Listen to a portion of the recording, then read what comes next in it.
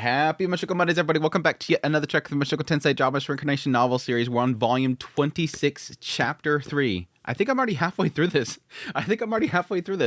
And my gosh, what an absolute incredible chapter. I'm kind of glad that I put off chapter 3 until now.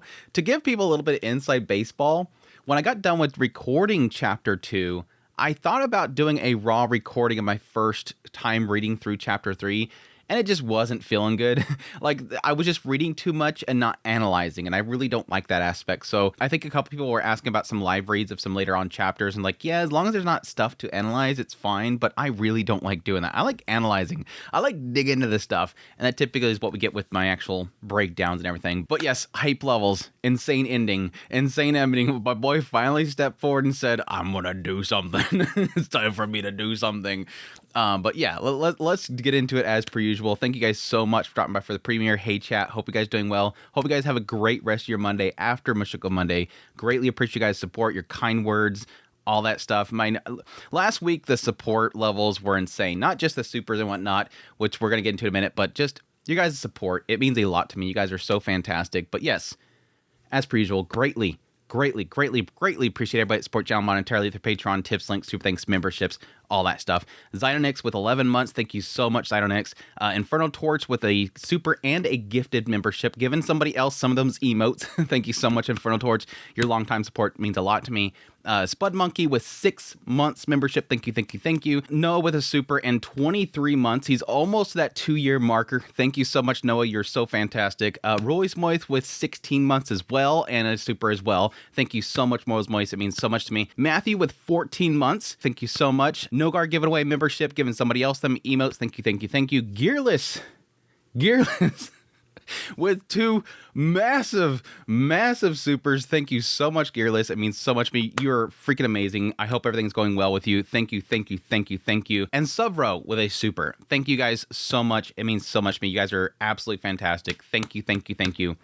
But with all that mushy stuff out of the way, let us move on to chapter 3, the 5th turning point. There is a side of me that's a little bit disappointed because I was actually expecting to get some reveals around the turning points in this chapter because it's called the 5th turning point, and I assume there's not going to be another turning. Like, there could be another turning point, but I guess it does play into my theories that I was getting way digging into last Mushoku Monday, which is, yes, the idea that this could be that point in which it shifted, or it could be the point in which it finally ended. I have 2 theories around it, and I guess I can get into it when we get around to it, but let's start. When Rudeus got back, Eris and the others were holding up fine. I thought they were going to fall hard. Despite not having the spurred warriors, Cliff or Ellenlise, Ghislaine dashed about the battlefield, practically on all fours. The sweet spot of the fighting god's fist was high since he was tall, so she kept low to the ground to avoid the range of the blast of wind he generated. She slashed at him at all sides to assist the others. Ghislaine didn't have enough offensive power, but the way the fighting god was waving his arms around, she was giving him a hard time. Sylphie's presence was similarly massive. The situation called for fast recovery, so her voiceless healing was perfect fit. When the fighting god sent Zenoba or Cliff flying... Wait, I didn't notice that before. That totally is not. That might be a typo. That's gotta be a typo. I think I accidentally typed Cliff. It's gotta be Doga. Zenoba and Doga. Oh, please don't. Please be a typo by me. When the fighting god sent Zenoba or Cliff I thought that was a typo by me. It's not me. I can't believe I actually typed that down in the breakdown and it did not click. Anyways, it's not like I'm analyzing it as I'm doing my breakdown. I'm not trying to hyper analyze it. Cliff flying, she be at their sides. I guess Cliff, my boy Cliff going on the front line, dude. Cliff up the front line, duke it out. Well, this does technically make sense. This does actually make sense. This might not be a 7 Seas moment. And somebody pointed out last Mushoku Monday that apparently it was in the Japanese version saying it was the reverse of version 3. And the whole point was is that, yes, there was version 1, which was the one for Orsted. There was version 2. I'm totally playing out this joke. There was version 2, which was like the one that he puts under his cloak. It's just kind of a very light armor. Then there was version 3, which was an enhanced version 1 that they were kind of fixing up to replace version 1. And that's what he was using that got one-shotted. And then so the opposite of that is going to be one that consumes a lot, which is version 0. It was just odd that they never called it version 3. He never said that. And he's always about saying version blah or mark blah. Anyways, so this might not be a 7 Seas moment. If you all recall, back when Eris dueled, did a little practice duel with Sander, they had Cliff over there and he was clenching his fist like, yeah, I want to do that. He did it. Cliff finally got to that front line. He's living out that dream that he had when he was standing there watching them. I want to fight in that front line. So the moment he got up, the moment he got healed, he ran to the freaking front line. Get out of the way, Doga. I got this. I'm Cliff. Anyways, stupid. It's so stupid. Whenever the fighting gods sent Zenoba or Doga flying, Sylphie would be there to get them on their feet instantly. She'd been off active duty for a long time now, so Rudeus thought that she struggled to keep up on the physical demand. But she single-handedly did as much healing as Cliff and Rudeus combined. I mean, yes, there's the whole mixture aspect there, where yes, technically back here when she was actually serving Ariel, she was on her feet a lot.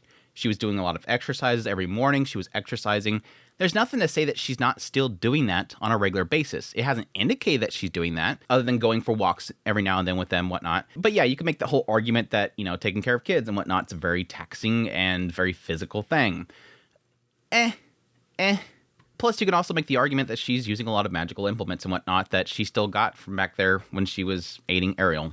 Nothing indicated that she gave that stuff up. Isolde was holding the front, deflecting all the fighting gods' attacks and striking back with her own. She moved with grace and precision. Her technique made the fighting gods violent blows, any of which would be lethal. Looked like a child's tantrum. She obviously wasn't going to defeat him like that, no matter how many times she struck.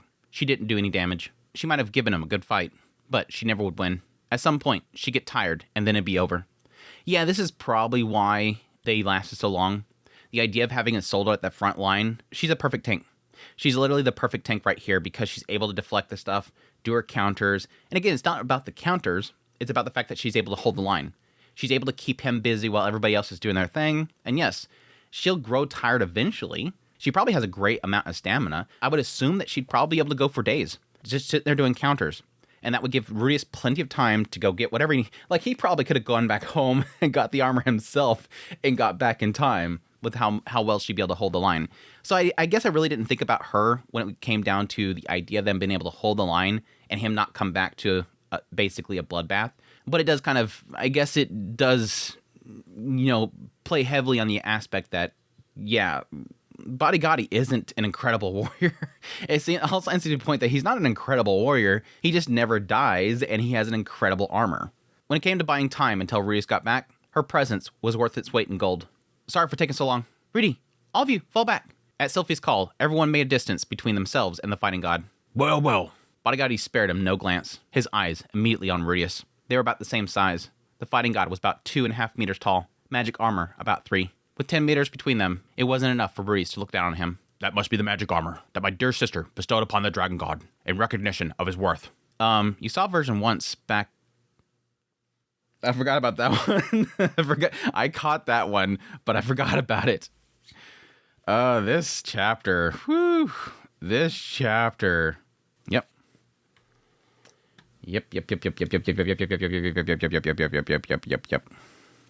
You saw the version once. Back. You saw the version once. You saw that version once, didn't you? I don't know. Maybe somebody will say, no, that's in the Japanese version too. There was actually a version once. Ah, damn it, 7 Seas. You saw the version 1 back at the port town, right? Did I know? Yep. Only then you smashed the pieces in a single blow. So I'm curious what he means here. That must be the magic armor that my dear sister bestowed upon the dragon god in recognition of his worth. He's obviously talking about Etoph, but where did they ever state that she gave the dragon god a magic armor? And I would assume the magic armor that she's talking about is probably, this would indicate to me that, yes, Kalman came to her, they fought, he probably, again, later on passed away, and then this might be the magic armor that he possibly had that she then bestowed upon the dragon god, which at the time, that would be Orsted, wouldn't it? That's a very weird statement. I'd have to think on that one. The assumption is that it would be the North God Kalman's armor, and that she got it from him. He may have passed away, and then she gave it to the Dragon God in recognition of his worth. The way that he kind of speaks about it, it almost makes it feel like this is a thing that actually happened at some point. And this is probably reading too much in this, but it is interesting that he actually says, my dear sister. I don't think he's ever said dear sister. He acknowledged her as a sister, but not say dear sister. Thinking back, Rudeus had taken a full impact because he'd overestimated his defenses. Still, Rudeus was amazed that Eris and Rejoins were still alive after taking hits like that. It had to be the difference a battle aura made in your defensive strength. Though, in that case, Rudeus was worried for Cliff. Apparently, he's taking the front line. Apparently, he's holding the front line, Rudeus. I'm not gonna let that one go. I want some fan art of Cliff staring down Body Gotti in the fighting god armor. He hadn't taken a direct punch, but it wasn't like he can cloak himself in a battle aura. Yeah, I don't know if they've ever actually confirmed that, but yeah, that kind of pushes against that idea of Cliff ever being a sword fighter. Yeah, I don't even know if he can cloak himself in a battle aura. But interesting right here for Rudeus to admit that the reason why he took that one punch and was knocked out that quickly was a lot to do with him underestimating. It wasn't so much of an aspect that, like, that armor was terrible. It's just that he didn't really do enough what he could have done. He allowed himself to get off guard. I was putting more of the idea that he literally just had no eye of foresight. He didn't see it coming. But no, it does seem like he let his defenses down. You said version 1. I take that to mean this armor different? That's for me to know and you to find out. Damn, smooth Rudeus, smooth, dude. Rudeus looked around. The others were watching him from afar. Though there was a solid distance between them, he couldn't get any of them caught in the crossfire. Sylphie was still tending the wounded, so he trusted her with Cliff for now. Shall we get the show on the road? The battle commenced. What's it be, round 3, huh? I was about to say round 2. This is round 3. Rudeus' stone cannon stood in for the starting bell to kick off the fight. He backed away, firing, with Body Gotti hot on his heels. Rudeus was following the same pattern as his fight with Orsted, retreating and firing off stone cannons indiscriminately. He thought that he'd struggle with the bulk of version 0, but it moved like a dream when he fed mana into the King Dragon Blade. This seemed to be what gravity manipulation felt like. It made Rudeus feel like he can do anything with a sword in his hand. Though, without training, he'd settle for it just making himself lighter. Now, this is the interesting part, and yeah, bad chat last week. Somebody had mentioned something about the blade itself making you lighter, whatever. I'm like, that was never in there. It's one of those things where I think some people kind of assume that certain things were kind of already mentioned. Yeah, technically that could be the assumption you make because that's what Alec was doing. He was basically flipping around all over the air. It was talking about how it was making him, OP or whatever. But there wasn't really a conclusion to be made if the blade itself had to have some sort of mana fed to it, what exactly it was doing. Here it kind of implies the idea that magic itself from the blade. But yeah, right here it's confirming. Now they have this blade in hand. It's not technically in his hand, which is kind of an oddity about this entire thing, and it could be a 7 Seas translation thing. With this sword present, and it, being connected to you in some way, it is allowing you to manipulate gravity. Now, that is an oddity that it seems like Rudeus already has control over it. Like, literally, all he has to do, it has it present. He doesn't have to learn how to use it. It's just literally making him lighter. Being able to pick up on that very quickly seems odd. It's fine. But at least it seems like with this thing present, it is literally making the entirety of this machine that he is in lighter. Which, yeah, is going to make him a lot quicker if he can control it properly. Bahaha. I've had worse mosquito bites. The fighting god chased, splintering trees and gouging holes into the earth. It was plain to see that Rudeus' attacks weren't doing much. Even at close range, they plunged straight through and fell out of his back. He hadn't taken any damage, or so that's how it looked. Orsted had said that stone cannons might work, but it wasn't doing much. Turning tail and running away, are you? Rudeus had a plan. Once he led him out where he wanted him, he aimed his shotgun at Body Gotti's feet, leaving a giant crater in the ground. Body Gotti struggled, losing his balance for a split second. That's when Rudeus closed in. Go. Rudeus emptied his Gatling gun. Then he struck with a sword mounted on the back of his right hand. It sliced through the armor like hot knife through butter, exposing black flesh. Shotgun trigger. Rudeus fired. The blast sent Body Gotti's arm flying clean off. Bahaha. Payback time. Rudeus took 4 hits himself. The magic armor shook all over with each impact, and he slid back 10 meters. It was okay. He managed to withstand a direct hit. Rudeus wheeled around and went to retrieve Body Gotti's arm. It pulsated inside of a golden gauntlet. Rudeus tossed it away. Bahaha. Futile. All futile. Body Gotti's arm regrew, popping out of his shoulder. It hadn't been futile. His new arm was bare, not covered by armor. This is the interesting part. This part already stood out to me when I got to this part. Oh, that's how we're doing this, are we? You thought this through, boy. It gets into kind of some theories later on, but at this point already, my question mark really was, is it that the armor itself is somehow tied to immortal demons? Does the armor itself live and breathe and regrow itself similar to an immortal demon? It wouldn't surprise me that Laplace himself was trying to produce the ultimate armor, and during that process, he may have looked into how immortal demons work, how they work, and could it be technically replicated? And there could be a chance that either using the blood of immortal demons or possibly immortal demon itself, he made the armor. Thus, it would make sense that this thing can keep regrowing itself and rebuilding itself, and thus, whatever Rudeus is going to be doing here in order to stop Bodigadi, the armor itself is going to have problems too. Thus, the moment that he sends it into the circle, which he assumed could possibly work for Bodigadi, he wasn't sure if it'd work for the armor. It actually works. Where Rudeus had thrown the arm, a magic circle was ready to go. The arm and the armor lay there and didn't start regenerating. Maybe it was Rudeus' imagination, but Bodigadi looked like he had shrunk. And that was what I was thinking about. Man, that was like, what, was that 2 Mushoku Mondays ago? I think it was at the beginning of this volume. That was one of my theories, the idea of keep breaking him down until his body shrinks and the armor has to shrink with him. That was kind of one of my theories that I had. Rudeus hadn't thought this through, but just guessed. The power of the fighting god armor made Bodigadi faster and stronger, but he wasn't that much faster than the master sword fighters Rudeus had met. Orsted outpaced him. Maybe Alec too. Bodigadi was way faster than Rudeus normally, but now he was wearing the magic armor, and he was putting good use to the experience built from training with Orsted and Eris. Bodigadi's strong defense and durability was frustrating to Rudeus. His armor was hard, maybe tougher than the magic armor. Eris and the others might scratch it, but couldn't cut off limbs or his head. The armor restored itself instantly, and went on fighting like nothing happened. Under normal circumstances, the person inside would go on taking damage, but the immortal demon king Bodigadi couldn't die. The damage from Eris and Rejoins should have penetrated the armor, but they did nothing against Bodigadi. Over time, a warrior would grow tired, and then they'd be victim to those 6 arms. How were they going to beat him? Etoff gave Rudeus a hint. The figure of the immortal demon king Etoff, rising again to stand against her foes no matter how many times she was struck down, stood for all the demon kings of the demon continent as a symbol of fear. There was 2 ways to defeat her. First, cut off her limbs and seal them away so they didn't regenerate. This was the most conventional method. She'd been brought down twice this way in the past. It would take some heavy-duty barrier magic if you wanted to keep her sealed away for centuries, but simply fencing her off with advanced-level magic barriers would prevent her from coming back. The second was to make her admit defeat. It says 2 times that happened to her. And again, this kind of made sense to me. I think this was what I was kind of assuming was the whole aspect of sealing her away, was to simply cut her to pieces and then seal them away. Take all these parts away and put them in different locations. And again, that kind of gives it to what they were talking about before. I think that was during Sanders' little history lesson there, was the idea of what Etoff went through when she was sealed. And the idea that that would be something they would do to him or whatever. Was this idea, I was questioning at the time, was this idea of, is it an aspect of her being obliterated? Was the aspect of her taking so much damage that, like, mentally she just becomes just blah? Like, she just doesn't want to respond to anything, becomes a zombie or whatever? That was my assumption there, was that those 2 things.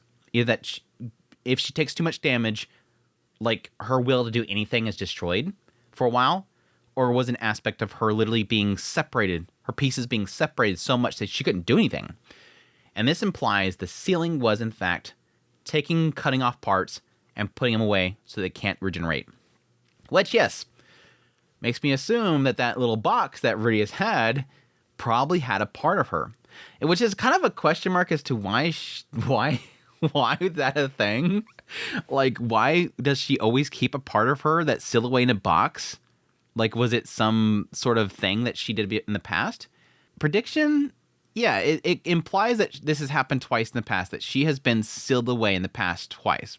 Yeah, one of them is probably going to be Kalman. There's a good chance that Kalman had done that at some point. And they kind of implied the idea that he used wording that wasn't sealing. Cursed her, subjugated her, defeated her, whatever. So it could be the fact that he possibly defeated her without sealing her. But anyways, I wonder if one of those moments that she was sealed away, one of those twice moments that she was sealed away, could one of those moments have been where part of her was put in that box and she chose to keep it in that box for some reason. Or possibly more kept it. Maybe possibly more kept it. It could have been they kept it in that box as a symbol that she would no longer do something, and she chose to keep it symbolically in that box in order to keep true to that word that she would never do something. Like, she did something bad, somebody ripped her apart, sealed away different parts of her, and she chose, in order to keep the agreement not to do it again, was to keep that part in that box as a reminder. I don't know. Kind of curious if they'll ever actually get into what that box was and why it was kept and why Moore gave it to him. Or it could be that she sealed away a part in that box the moment that Rudeus defeated her. She admitted defeat, and it was given to him as a gift at that point. Here, have a part of my body. Here, have a part of my body.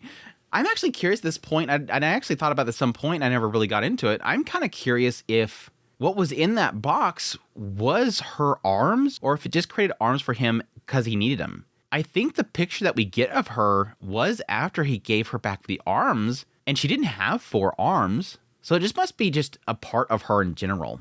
I don't know. That would be interesting if suddenly out of nowhere she pops out with 4 arms. I don't think they've ever indicated that she's ever had 4 arms. Anyways, I'm going down a rabbit hole. Come back, Andrew. Come back, Andrew. Anyways, interesting that yes, it's clarifying here that she's been sealed away 2 times. And yeah, it would make sense to me of separating them. That's always kind of typically one of the story routes that they go into to defeat somebody that's immortal, is to, in a lot of cases, lop off a head and stick it in a box. Etoph had her own rules that she usually fought by, and when she saw that she lost to those rules, she surrendered. Unfortunately, Rudeus didn't see Bodigadi giving up that easily. Rudeus decided that he'd go with the first method. He had Cliff set up barrier magic circles throughout the forest in advance. They'd activate once they threw one of Bodigadi's limbs onto them. He'd been worried that they wouldn't work on the fighting god armor, but it hadn't been a problem. Now again, here, it's where it's kind of solidifying my thought process here. Again, earlier I was thinking, was the possibility of the armor actually being made of immortal demon tissue? And again, that's why it's able to regrow itself. This kind of adds to it right here, because he's saying, I thought it wouldn't work on the armor, but it is. I knew that I kind of had the thought that it was going to seal away the arms, but I didn't think the armor would work, and here it is. Again, this armor wards away magic. It's able to deflect away magic. Not all magic, if you can brute force it again, but it was supposedly able to do that. Orsted even confirmed that. Right here it's saying, I thought that would have a problem in the barrier magic, but it's not. I'm thinking this is actually immortal demon flesh. The plan was to use a defense-negating sword to cut through the armor, tear his arms off, then seal them away. When he'd taken care of all 6 arms, he'd make Bodigadi admit defeat. What he really wanted to do was seal away Bodigadi's full body. But without Cliff, they couldn't use that magic circle. So they're even implying they had another circle ready that they were going to use that was going to be like a full body one. Rudeus shouted as he charged. He no longer cared about dealing damage. He didn't know how much longer version 0 would keep running at full power. Maybe the King Dragon Blade had extended his uptime a little, but it could power down at any moment. Yeah, I can see that. Again, my prediction there was that this armor was going to consume a lot more. If this thing is built to consume a lot for a lot of power. But he also said earlier that he was feeling lighter. He's able to move better. So that kind of indicates that this sword itself, because it's making the suit lighter, he doesn't have to give it as much mana in order to move it. It's much more efficient, essentially. Rudeus had to keep the battle short and decisive. Come then, champion. The fighting god spread his arms wide as Rudeus closed in, sending his fists swinging around to meet him. Rudeus thrust his sword out in response to the incoming fist, meaning to counter. The agility of those 6 arms was mind-boggling. But after the last battle, Rudeus sort of knew what to expect. Today, Rudeus was on form. He could dodge them. Rudeus cut into Bodigadi's lower left arm, jamming the barrel of his shotgun into the incision. He fired, and the arm was blasted off. Unfortunately, he couldn't help to leave himself open for a split second. As the arm tore away, another fist struck. A crack split into the front of the magic armor. In the end, it couldn't withstand the fist of the fighting god. Still, Rudeus could ignore the unarmored arms. 4 more to go. The armor only had to last until he had taken them all off. As Rudeus started, something had caught his eye. The barrier. In the last exchange, the magic circle was damaged. It had happened so easily that he couldn't believe it hadn't occurred to him. Some magic circles remained, but he didn't know how many or where they were. Interesting right here, because it is funny because it takes Rudeus right here kind of mentioning this before it occurs to me. It's like, why isn't Bodigadi going over there and messing up the circles? I guess once Rudeus throws them onto the circle, Bodigadi can't go over there and just kick the circle or anything like that. Like, the barrier is already active, so you can't touch it to get rid of the circle. I don't know, it seems odd that he would just, blow up the area so that the circle gets messed up and he can get his arm back. But I guess it's just Bodigadi just being foolish bodyguardi, blah ha ha ha. I'm gonna completely screw up and not go get my pieces. I mean, it seems like bodyguardi is acknowledging that that's what Rudeus is doing. He says, oh, so that's your game. But he could have possibly not and just assumed that his parts will come to him eventually. Damn it. Rudeus quickly hurled the arm as far as he could throw it. It sailed off and down into the earthworm ravine. It had taken Etoff a while to recover after she had been cut into pieces. But putting distance between bodyguardi and his severed arms, he wouldn't be able to restore them right away. They'd come back eventually, but it had to be worth something to make it take longer. I could just totally imagine this whole thing, like cut off part, just keep chucking. Like from a distance, people are just seeing these weird golden things just flying through the air. Like, what the hell's happening over there? I know I heard explosions earlier, and now I'm seeing body parts just flying through the air, little golden things. Rudeus didn't realize the armor wasn't regenerating. He wondered if it became non-operative when separated from the wearer, even if it wasn't sealed. Maybe long years of disuse even caused the fighting god armor to lose some of its performance. It was a lousy excuse for regeneration if so. There was also the possibility it was all a ruse by bodyguardi. I think they mentioned it before that it would continue to regrow itself. I think Orsted did. If not, then yeah, it could just be an aspect of the things only regrowing itself for the sake of bodyguardi because it's forming to bodyguardi. It was pointless worrying about it though. The failure to regenerate was an opportunity. Bodyguardi grumbled, but no new arms sprout out from the stump. Instead, the arms he regenerated earlier retracted into his armor, like a turtle going into its shell. The two remaining arms then grew thicker. There was straining metal noises as they swelled. Would they be too difficult to cut? No, Rudeus felt he could manage it. The sword he wielded hit more effectively against tougher targets. The fighting god could strengthen his arms and reinforce its defenses all he liked. It wouldn't matter. It's so funny. This did not occur to me earlier. I made the joke about how everybody has to help Rudeus. This is the final battle. This is the moment. Everything is built up to this moment. And thus everybody has to show up. Ghislaine has to show up. Sylphia has to show up, even though she's supposed to be taking care of the family, according to Eris. Everybody has to show up. Minus, Sarah. She'd even... Ariel's just kind of running through the field. I'll help too, Rudeus. The pissed princess shows up and just, I don't know, makes the ground slippery. I don't know. Anyways, but earlier, Rudeus said he grabbed this sword. It ignores defenses. A sword that ignored defenses didn't even click for me at the time. Because a sword that ignores defenses, whatever. Then he used it again. A hot knife through butter. Okay, it's a defense-ignoring sword. Would it be difficult to cut? No. Rudeus felt he could manage it. The sword he wielded hit more effectively against tougher targets. It's Paul's sword. That's Paul's sword. In the end, even Paul is at Rudeus' side. This is the sign right here. Paul is fighting with Rudeus. No, it's not the sword that, Norn took, his trusty sword. The sword that was always at Paul's side. Even when he's at home, he had that sword at his side. It always was there with his guild card and a little bit of coin. He always had that at his side. But it is the sword that he bought when he was going down to save Zenith. That was that sword. The sword that he used in that labyrinth was that sword. The sword that the harder the armor was, the harder it cut. He was mentioning the idea that when they bought it, he got it super cheap because they literally couldn't cut bread with it because the bread was so soft, the thing was dull to it. And so they sold it for cheap. But Paul knew, or they imply that he knew, and he bought it for really cheap. And he used that sword to cut all the way down through all those, moving armor and whatnot to get down to Zenith to save her. It didn't occur to me until right there where it's talk about the fact that bodyguardi right now is making himself stronger. He's building it, he's pulling in all of his arms, and he's focused on making really strong ones so that he can prevent the cutting. And Reese is like, no matter. Because I got Paul's sword. And it can cut through things the stronger it gets. At the end, my assumption here, at the last battle where everything's building up and everybody's showing up, power, friendship, and family, even Paul, standing at Rudeus' side, is Rudeus' arm, basically. Is Rudeus' weapon. Damn it, Refugin. You had to in the end, Refugin. You had to come back and say Paul's fighting with him too. Oh, that hit me so hard when I seen that. In the end, Eris' final battle, Paul is right there. That dirtbag Paul is right there. Ugh. The fighting god could strengthen his arms and reinforce his defenses all he liked, and it wouldn't matter. Making a split-second decision, Rudeus kicked off and charged at the fighting god. An alarm bell was ringing somewhere in his mind, but he ignored it. Whatever bodyguard he did now, Rudeus already laid his trump card on the table. His mana was getting closer to 0 with every passing moment.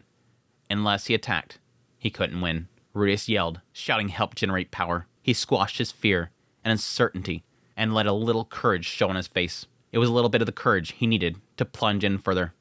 It enabled him to charge in, like Eris did, towards victory. He rammed into the fighting god.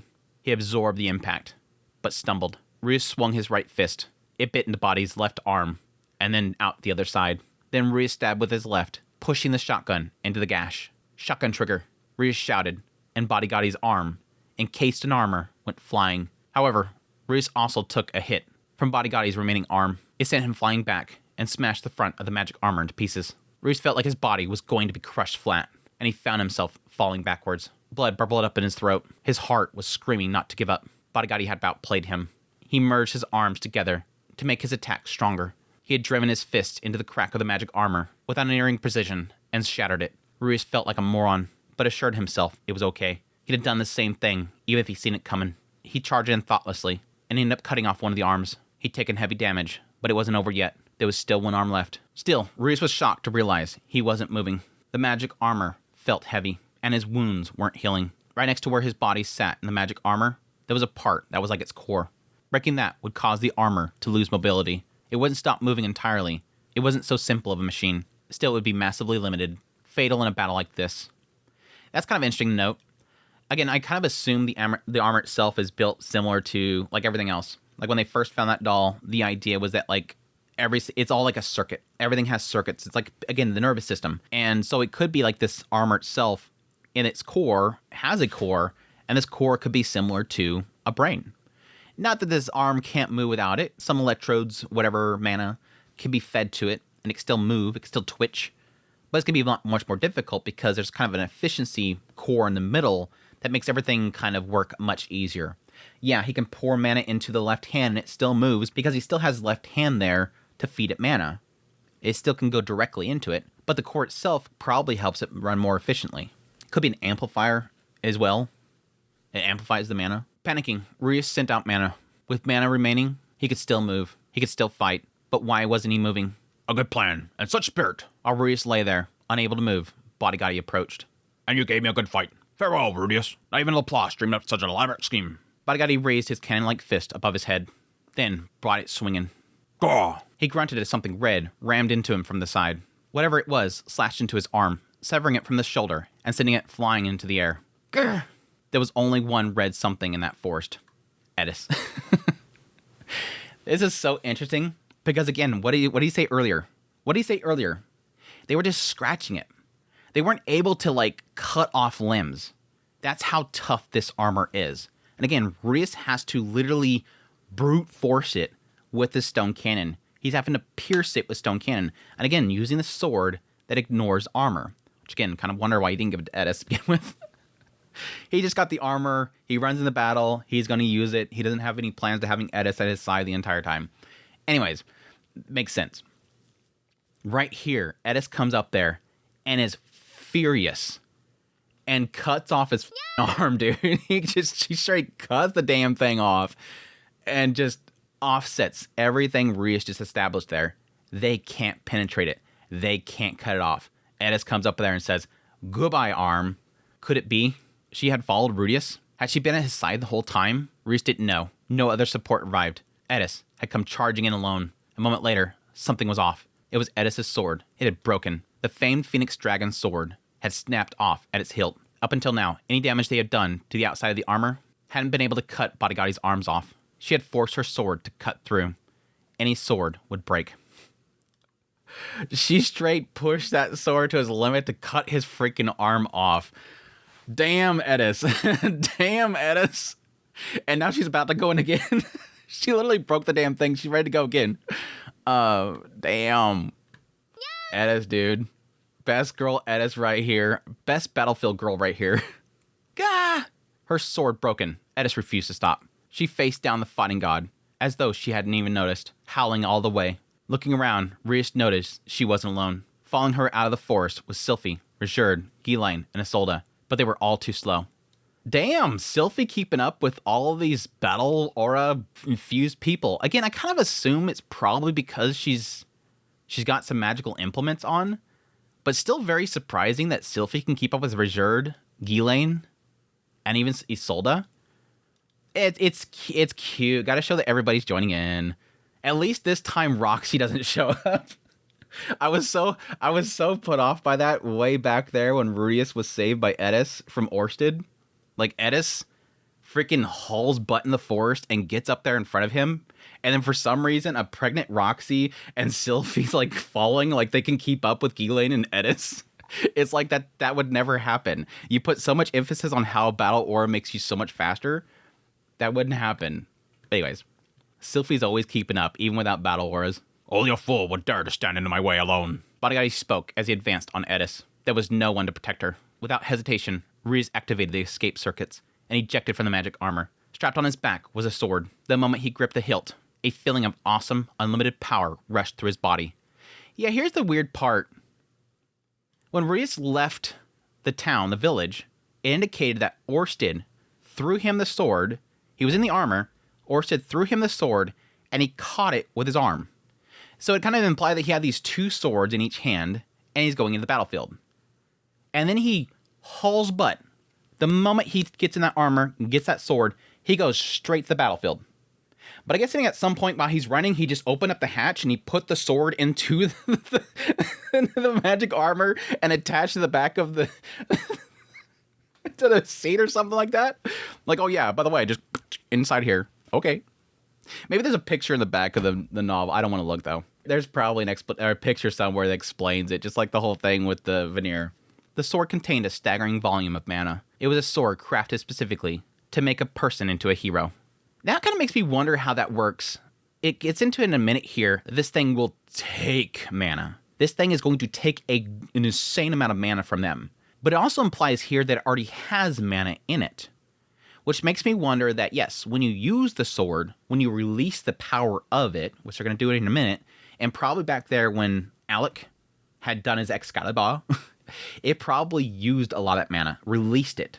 But it implies that this sword has mana within it already. It's building up mana, which makes me wonder if this thing is sort of something that absorbs mana from the air around itself, and it constantly is trying to build itself up until eventually it has to release it. And you can feed it into it directly, or you can pull it out of there, but it's constantly absorbing mana. Very interesting. Rudeus poured yet more mana into it, trying to wring out every last drop that he had left. Rudeus doubted that he could use it himself, but a member of his family was standing with a broken sword, growling with her teeth bared, and all to protect him. Eris! He threw his sword in a lazy curve through the air, where Eris turned and caught it. It was the keen dragon blade Kajikut, renowned for being the most powerful sword in the world, and the greatest of the magic swords forged by the great demon bladesmith, Julian Harisko. Eris raised it above her head. Ah! Surely not. She brought the blade down. In a split second before it made contact, the fighting god armor floated into the air. The blade sliced into him with a flash of light that blotted out Rudeus' vision, and the explosion blew out his eardrums. They were at the mercy of the overwhelming force. Destruction blossomed. There was no blast wave, no shock wave, only silence. The destruction was all directed inward, and the mana driven into the blade became a sphere that enveloped Bodyguardi. The sword had released not only Eris' strength, but all the mana put into it. Rudeus looked into the sphere of mana as it destroyed everything within it. While it rose slowly into the air, cracks appeared in the fighting god armor. As it fell into pieces, Bodyguardi was compressed within the massive energy, and then faded into dust without even a murmur. Rudeus thought he'd struggle, but there was nothing he could do. The fighting god armor didn't function, and Bodyguardi was crushed, even as he tried to regenerate. This kind of gave me a semblance of like a black hole, which technically makes sense if it's gravity magic. Typically, I mean, you would assume that gravity could essentially create a black hole. You put so much mana into gravity magic that it can literally create an inner thrusting force of gravity that just pulls everything to a single point and thus used on this, can literally just pull everything into a single point and absolutely just crush it to nothingness. But it's kind of interesting that the armor itself doesn't seem like it implies that the armor is being crushed into nothing. It just seems like it's cracking and crumbling downward. It's just Bodigadi himself is literally being crushed. But yeah, that picture goes hard. That picture goes hard. Eris right there with the Excalibur. Eris with the Excalibur. I was kind of hoping with what we get into later on that at least the image, or at least the color one that I've seen, I don't think it really kind of would show in the black and white version of it that was in the light novel, at least have one of the strands show the different color. Would have been really, really cool. The sphere vanished. The broken remains of the armor fell into the ravine. There was some clangs and clatters as they fell away, bouncing off the cliff wall. The King Dragon blade, still impaled in the metal, went with them. How does this work? I'm assuming that she brought the blade down and used it on him. And I'm guessing it got wedged in the armor that is crumbling and she just let it go. But yeah, I was right there. The moment that fell into the ravine, they've been fighting all over the place in this forest. And then for some reason right here in this final moment of this fight, for some reason it has to be right on the ravine edge. And so that's when they finally do the strike, he just conveniently is right above the ravine, and thus it doesn't make any sense. Okay. So Rudeus is knocked to his back. And Bodigadi comes stepping up. So I'm guessing Rudeus was standing in front of the ravine, and Bodigadi from the other side of the ravine knocked him over, so he's right there still on the ravine, and Bodigadi walks over the ravine at the edge of the ravine and stands on top of Rudeus, and then Eris shows up and slices him, and still standing on the armor, Rudeus ejects, grabs the blade, gives it to Eris, and Eris, while Bodigadi is standing over the ravine, attacks him with this gravity magic. It gets pulled into this gravity, and it's being crushed, and it's all just kind of sprinkling into the ravine, and then eventually the sword falls in the ravine. Anyways. But no, the moment that I kind of got that the moment that he said he threw the arm in the ravine way earlier. I'm like, hey, Alec's alive. There's no reason you're throwing stuff in that ravine unless Alex is in. And the moment right here it said that sword fell into the ravine, Alex down there. Going to my theory that I had earlier was either that Geese was going to go down there, was thrown over the ravine and was going to be in the village, or he's going to go down the ravine and get Alec. The moment that sword went down there, confirmation. Dude's alive. Alex is alive. No doubt, Alex is alive. Called it. Called it. He did ask for a second chance. We all remember back there in that last chapter, he was looking for a second chance. Clang, clang, clang, clang, clang. Right there. Even though it technically implies later on that was all part in the plan. All weirdly, conveniently part of the plan. There's some massive convenient stuff there. All that remained was the armor. All traces of Bodigadi's black flesh had vanished. For a good while, Rudeus stared both at the now silent ravine and after the fighting god armor that since vanished. Bodigadi's arm lay nearby. It didn't move or even twitch. It didn't even look like it was about to regenerate. Rudeus wondered if he was dead. Did they win, or was more coming? Yeah, the fact that the arm nearby him, which I would assume this is one of the ones that would have been in a circle, in a barrier. The ones in the barrier I don't see reacting or showing some sort of movement. That's the whole point of them being separated and unable to do anything. I don't know if they would still be able to twitch or whatever. But the question still remains, the assumption is that yes, the part that fell into the ravine, the one that he threw in the ravine, that one should still be able to regrow. But this all goes in that massive question mark of, does a certain part of the immortal demon, can that certain part still reproduce something? It implied when Rudeus blew away Bodigadi back at the university, he blew off his entire top half. So it can't be a head. You know, in the case of where you get rid of somebody's brain, they can't regenerate. He blew away his entire upper half. All that was left was his lower half. So it doesn't indicate that it has to be a certain part of the body has to remain alive. You can literally obliterate them into a million atoms, and they'll still come back together at some point. So yeah, with at least one part being at the bottom of the ravine, unless later on they come back here and go, there's a part down the ravine, go get it, and they seal that away, yeah, I think he's going to regenerate eventually. This right here, the fact that it wasn't like a specific attack that is a immortal demon killer, like a sword that kills immortal demons or something like that, again, apparently Orsted has an ability like that, or he knows some way of doing that. Bodyguard survives. We will probably have a bwahaha moment later on in the series, or not the series, but this volume. I don't think Bodyguard is dead. He's going to come back. The only thing they have to be concerned about Bodyguard is just making sure to keep that damn armor away from him. They have to either destroy this armor or seal it away or something. Otherwise, yeah, I wouldn't see Bodyguard in the future will come after him again because he made this promise with the man god. The man god's still going to want him dead. Any moment now, Reese wondered if he was going to hear a blah. Still, nothing happened. He seen no signs of anything coming back up. All that was left was silence. He heard a thud from behind.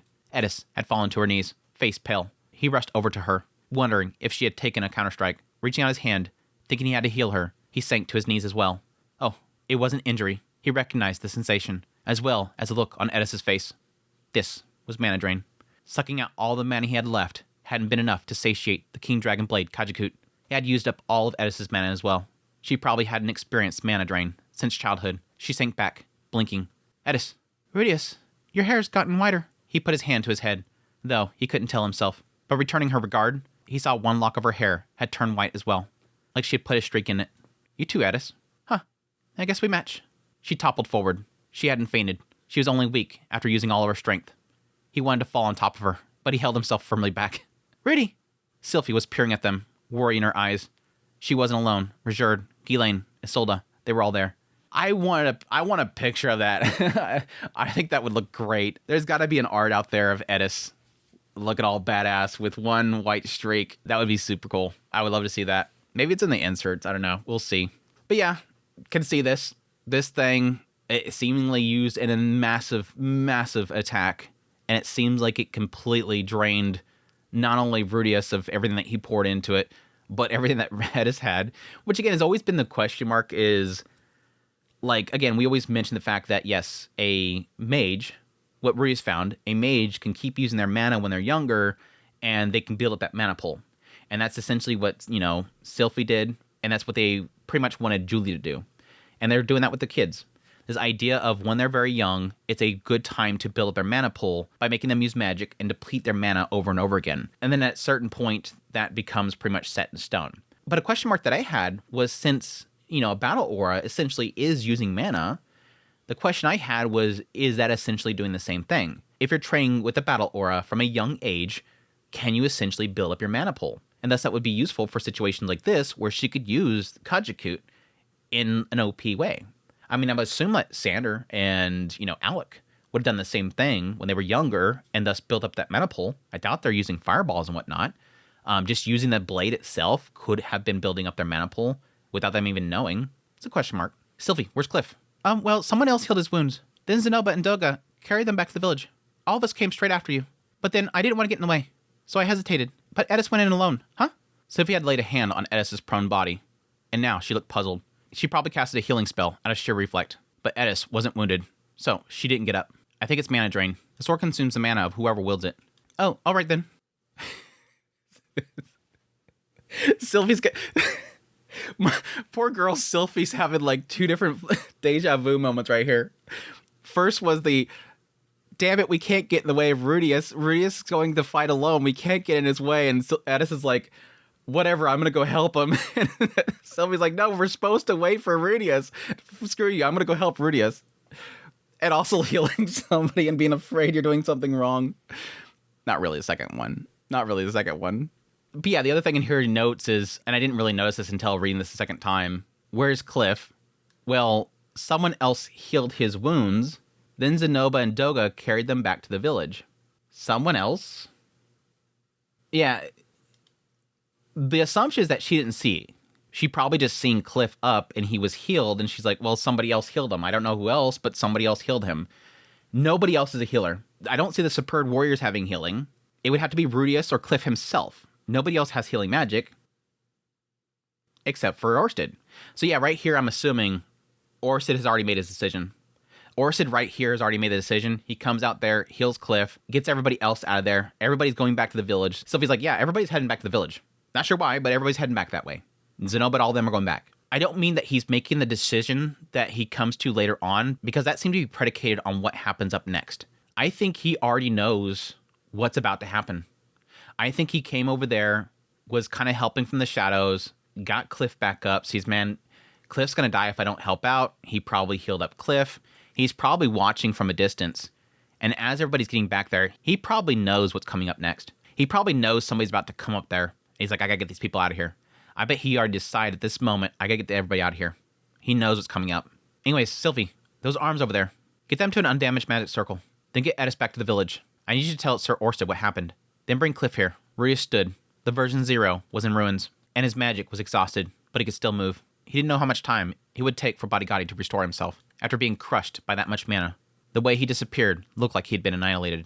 His arms showed no sign of regenerating, so Rudeus wanted to believe they had a while. Maybe that was naive, wishful thinking. More importantly, version 0 was destroyed and version 1 was gone too. Rudeus was on the verge of mana drain, and Cliff, who could cast barrier magic, wasn't here. Bodigadi had fallen into the ravine, and they had no way of sealing him. If they went down there in this state and found him waiting for them, their chances of victory were close to non-existent. There'd be nothing for them to do but to ask Orsted to take the field. Rudeus wanted to get through this without using any of his mana. But they had no choice. Yeah, interesting here because it kind of implies he's not even talking about the arm that he had thrown in the ravine. It seems to indicate that he's talking about specifically, like, I guess the dust in which he's been pretty much crushed down to would sprinkle down there and then reform. Which at that point, I don't see sealing that away. If he has been crushed into dust and it's sprinkling, yeah, there's no sealing that. But again, it's not Bodigadi we're going to be worried about. I knew it. Rudeus wasn't strong enough. Still, he'd driven Bodigadi into a tight spot. He'd done everything he could. If Bodigadi was up, he was surely brought as low as it was for him to go. Rudeus felt disgusted at his own weakness. Like, even in the end, he failed. Like, even in the end, even though literally we have pulled off something absolutely incredible, Rudeus is like, I failed. In the end, I screwed up. In the end, I couldn't do the one thing that I had sought out to do, which would prevent having Orsted get involved. He literally is so mad at himself for the fact, disgusted at himself that he couldn't do it by himself. Despite having all this, despite having all this equipment, disgusted at his own weakness that he now has to go back to the original thing.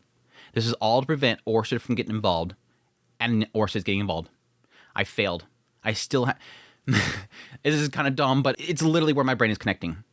It's that idea of, you wanting to go out and do things yourself. You've finally left the nest of your parents, and you're finally doing things on your own, and you run into that first big mistake. It's that same feeling. That same feeling that I wanted to prove to my parents that I could do it by myself. You move out to your own apartment. You move out on your own. You go do your own thing. You tell them, I'm fine. I'm going to finally go out on my own. I'm going to make you proud. And then you run into that big problem. You overrun your credit card. You messed up somewhere. You lost your job. And you have to come back to them. You have to go to that front door, knock on that door, give them a phone call or whatever and say, I'm in a bad spot. I have to come back. Can I stay there for a while? I messed up. And you have to walk in that front door or whatever. I've messed up. I need help. I need some financial help, something like that. Makes you feel extremely disgusting. Yes, I'm connecting here that Orsted is dad. Because Papa Orsted's he has to go back to Papa Orsted. Dad, I couldn't do it. Can you help me? It feels bad. It feels bad. It feels really bad. I didn't want to rely on them. I wanted to prove it to them. This is my job. Especially if you have your own family and you have to contact your parents in order to get help. Richard, Ghislaine, and you too, Isolde. Come with me, please.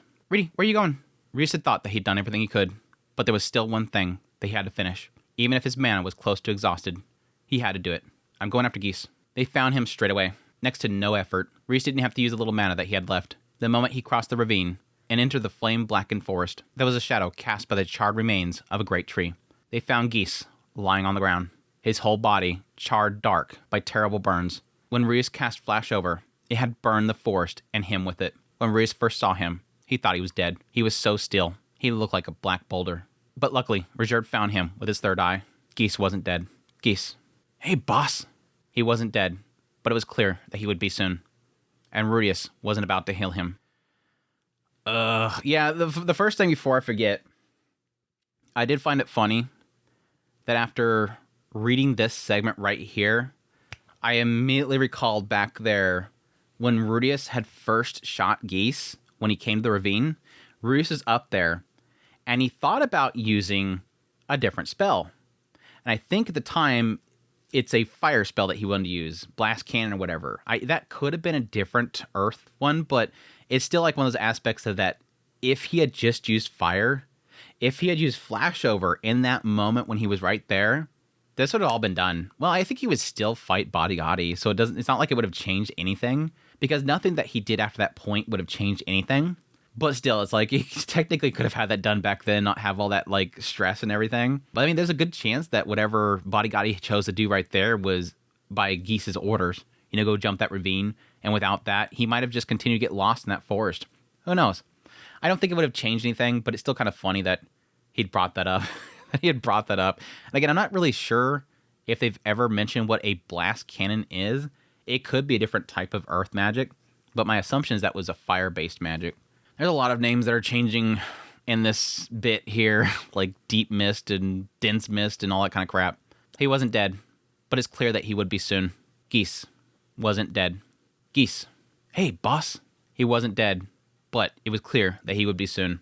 And Rudeus wasn't about to heal him. He was here to do the opposite, although he didn't want to finish him straight away. Not even mad about this. Again, this is the sad reality that at this point, this far into it, I have no sympathy for Geese. I'm done with sympathy around Geese and unfortunately Bodigatti. The two of them, I really don't care. I like I've said before, I'm at this point kind of tired of Geese. After this whole scene right here, I'm actually kind of happy. I mean, there is a bit of it later on that does get me a little bit emotional, but has nothing to do with Geese. Again, it's similar to the whole Pax and Zenova thing. I have no sympathy for Geese. I'm at this point, I'm tired of him. Honestly, want him out of the story. I'm so bored of him. I'm so tired and bored of Geese. He's just kind of, I'm just blah. I'm done. And again, from Rudeus' perspective, I agree with him. I agree with him at this point. You've stepped too far, dude. You've stepped way too far. You've gone way over that boundary. You've proven that you're not going to stop. You keep pushing forward. My duty as a protector of my family, the head of my family, the father of this family, the husband, my duty in this family is to protect it. And I will do everything in my power to protect it. Go full Papa Bear mode. I don't care. Destroy anything in your way. As a father, your main priority is your family. Geese, you cross that line. No sympathy for you. Bodigatti, cross that line. No sympathy for you. Water magic, earth magic, the magic armor. I thought of ways to counter all of them, only for this to be what gets me. Didn't know you had a knack for fire magic too, boss. Never once saw you use it. Yeah, I guess this kind of plays in that a little bit of that plot armor aspect and the idea that, yes, technically because Rudeus is so used to only using stone cannon, yeah, technically you get to see very few of things that he's able to do. Now, it does beg the question, how do you know about lightning? Lightning specifically there's an oddity with lightning. They kind of mentioned this idea with the Idol fans over in Millis, that they purposely, I think at that point, I think it was there, that they went out of their way in order to get lightning magic resistance, because it kind of played differently than water magic. I would assume that you can't get water magic resistant gear, and it protects you from lightning, even though lightning is technically produced from water magic. It's electric, it's not necessarily water-based. So how did he protect himself from the lightning? When did Geese see him use lightning? I guess it was Millis. Yeah, because he watched him use the magic armor there, and if I remember correctly, Rudeus used lightning there, question mark? That would be the only place. I doubt that he's seen him in the fight with Etov, way back there in the Demon Continent, like the first time. It would have to have been Millis. It would have to have been Millis. Because again, I think that's when they brought up the idea they got gear to counter that spell specifically. But yeah, fire magic, I think the only time we've ever really had him use it was, I think he used it on the Bears in Volume 7, and then the magic used on Orsted in Volume 14, question mark. He rarely ever uses fire magic. even though I think he acknowledges how powerful it is, and I'm guessing he would never gotten information out of the battle in Sharon, because there I think he used fire magic. He could have got that information from there. Surprised he didn't get any information from that battlefield. That would have been the easiest place for him to get a lot of information on how Rudeus has grown. But he may have been too focused on building up his forces at that point. Geese had all sorts of items on him. He wore a blue vest, brown band around his middle, and something that looked like chainmail. It was hard to tell now, when they were practically burnt to a crisp. But they were presumably precautions against all kinds of magic. Reese guessed that it hadn't been the fighting god's armor power that allowed him to survive electric. I mean, right there, it's kind of noting it as well. And now you're here, boss, which I reckon means my final plan fizzled. Geese's scorched cheeks twisted.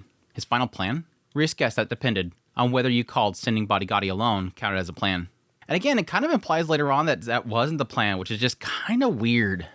It just doesn't feel right. If any of them, the Sword God, the North God, the Ogre God, the Abyssal King, if there'd just been one more, things might have been different. None of them listened to me, you know? Well, none of them were the best listeners. Geese seemed half delirious. Ha! You're one to talk. Eris, Atoff, that Ghislaine I see over there, you're surrounded by folks who don't know how to listen yourself. Yeah, well, I guess I got lucky. Nah, that ain't it. It's 'cause you did things the right way. Told them what was going on, won their trust, and then worked hard to make honest allies of them all. And that's why, when push comes to shove, they listened right and followed your orders right. He might have had a point. Etoff and the Ogre God, who Reese had only joined forces with because he had to at the time, hardly listened. Sander and Doga were exceptions, but Ariel fit the pattern. He hadn't been able to build trust with everyone. There would have been more who refused to listen to him. Turns out, just twisting things to make a reason to fight, scrounging people together, stirring them up, then sneaking around nudging them behind the backs, just doesn't work. Neither the Sword God or the North God had followed Geese's instruction. At the end of the day, they put their own interests first, and that's why Rudeus was alive. I thought I knew what was what, but I was wrong. Still, I thought I'd pull it off somehow. Only then, it turns out, the one who really didn't know wasn't me. Ha! The man god, you know? He was throwing a real tantrum a little while ago. Why? Why? It's all your fault, you stupid ape! Geese flashed a careless, mocking smile. I mean, what do you expect? Who's gonna lend an honest hand to a bastard who tricks and sneers at folks that work their hardest for him? Then, does that mean you cut corners too, Geese? Is that what you think? Eh? Was it that easy for you? I gave it my all, I'll have you know. Geese coughed, and something like black soot trickled from his mouth. See? Bodygotti and I, we're unusually soft-hearted. Who else will help out a guy who screams at his allies for being useless even now? Softies is who. The black soot they saw was now like a representation of Geese's soul. Reese could tell he was growing weaker. Thing is though, boss, even after all that, the man god saved me. Yeah, he did some nasty stuff to me too. Reese didn't respond. You wouldn't get that, eh, boss? You could do anything. Go anywhere in this world, all on your own, and wouldn't get what it's like when you just can't do nothing. Reese did get it. Or, at least he thought he did. He understood what it was like to not be able to do what everyone else could. Geese was, like him, Rudeus, as he'd been long ago. Only there was one difference. Back then, Reese hadn't even tried. When he came up against a wall, he just ran away. Geese, on the other hand, really didn't have the ability. In this world dominated by monsters and violence, the most important power was the power to fight. And he didn't have that. Geese had learned how to do everything else, but he couldn't survive. No, Geese, you're wrong. I wanted to read the rest of this, but I'm crossing a bunch of stuff that I want to stop and talk about, and I think if I get too far, I'm not going to end up remembering some of the stuff.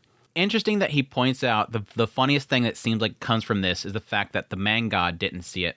I thought I knew what was what, but I was wrong. Still, I thought I pulled off somehow. Only then it turned out the one who really didn't know wasn't me. It was the man god. He was throwing a tantrum a little while ago, saying it was all your fault. So it implies right here he's like, I thought I could do it. I thought I could pull it off somehow. Thought I could turn it into reality. I thought I knew what was what, but I was wrong. Still, I thought I could pull it off somehow. Only then it turned out the one who really didn't know wasn't me. I don't get what he's saying there, and it feels like something's in there. Turns out just twisting things to make things right, to get people to fight, sneaking around behind them and nudging them doesn't work. I thought I knew what was what, but I was wrong. Still, I thought I'd pull it off somehow. Only then it turned out the one who really didn't know wasn't me. I'm guessing it's implying there that he thought that he could pull it off and, kind of push people, nudge people, manipulate people, But the problem was that the man god didn't know. The man god didn't know these people as well as he thought that he did. I'm guessing that's what it's implying there. What did he expect? You're tricking, pushing people. I think it's right there. It's got to be right here because he just got done praising Rudeus for what he pulled off, and then he's saying, "I figured we could do that and thought I could pull it off, but the man god didn't know, and he messed with people too much. And why would they want to back us at that point?" I guess that's where it's really going there. And again, that makes perfect sense. Again, like he keeps bringing up, the North God and Sword God is a prime example. They're not loyal to you. They're not loyal to you. And again, somebody that you sneer at and mess with, no, they don't want to back that. Geese and Bodyguardi, unfortunately, the only two people that's one broken and the other one's just doofy. But this is interesting. Bodyguardi and I are unusually soft-hearted. We allowed him to do that stuff. We allowed him to scream at us. We allowed him to treat us like garbage. And me, he saved me. He keeps saving me. I can't do anything by myself. He saved me. I have no other choice. He's all I got, basically. But you wouldn't get it because you're strong. You wouldn't get it because you can use your own power to save yourself. You don't know what it's like. You don't know what I go through. You wouldn't get what it's like when you just can't do nothing. And right here is the biggest part of this segment, is Rudeus going, yeah, I get that. I get that feeling, that initial feeling, I get it.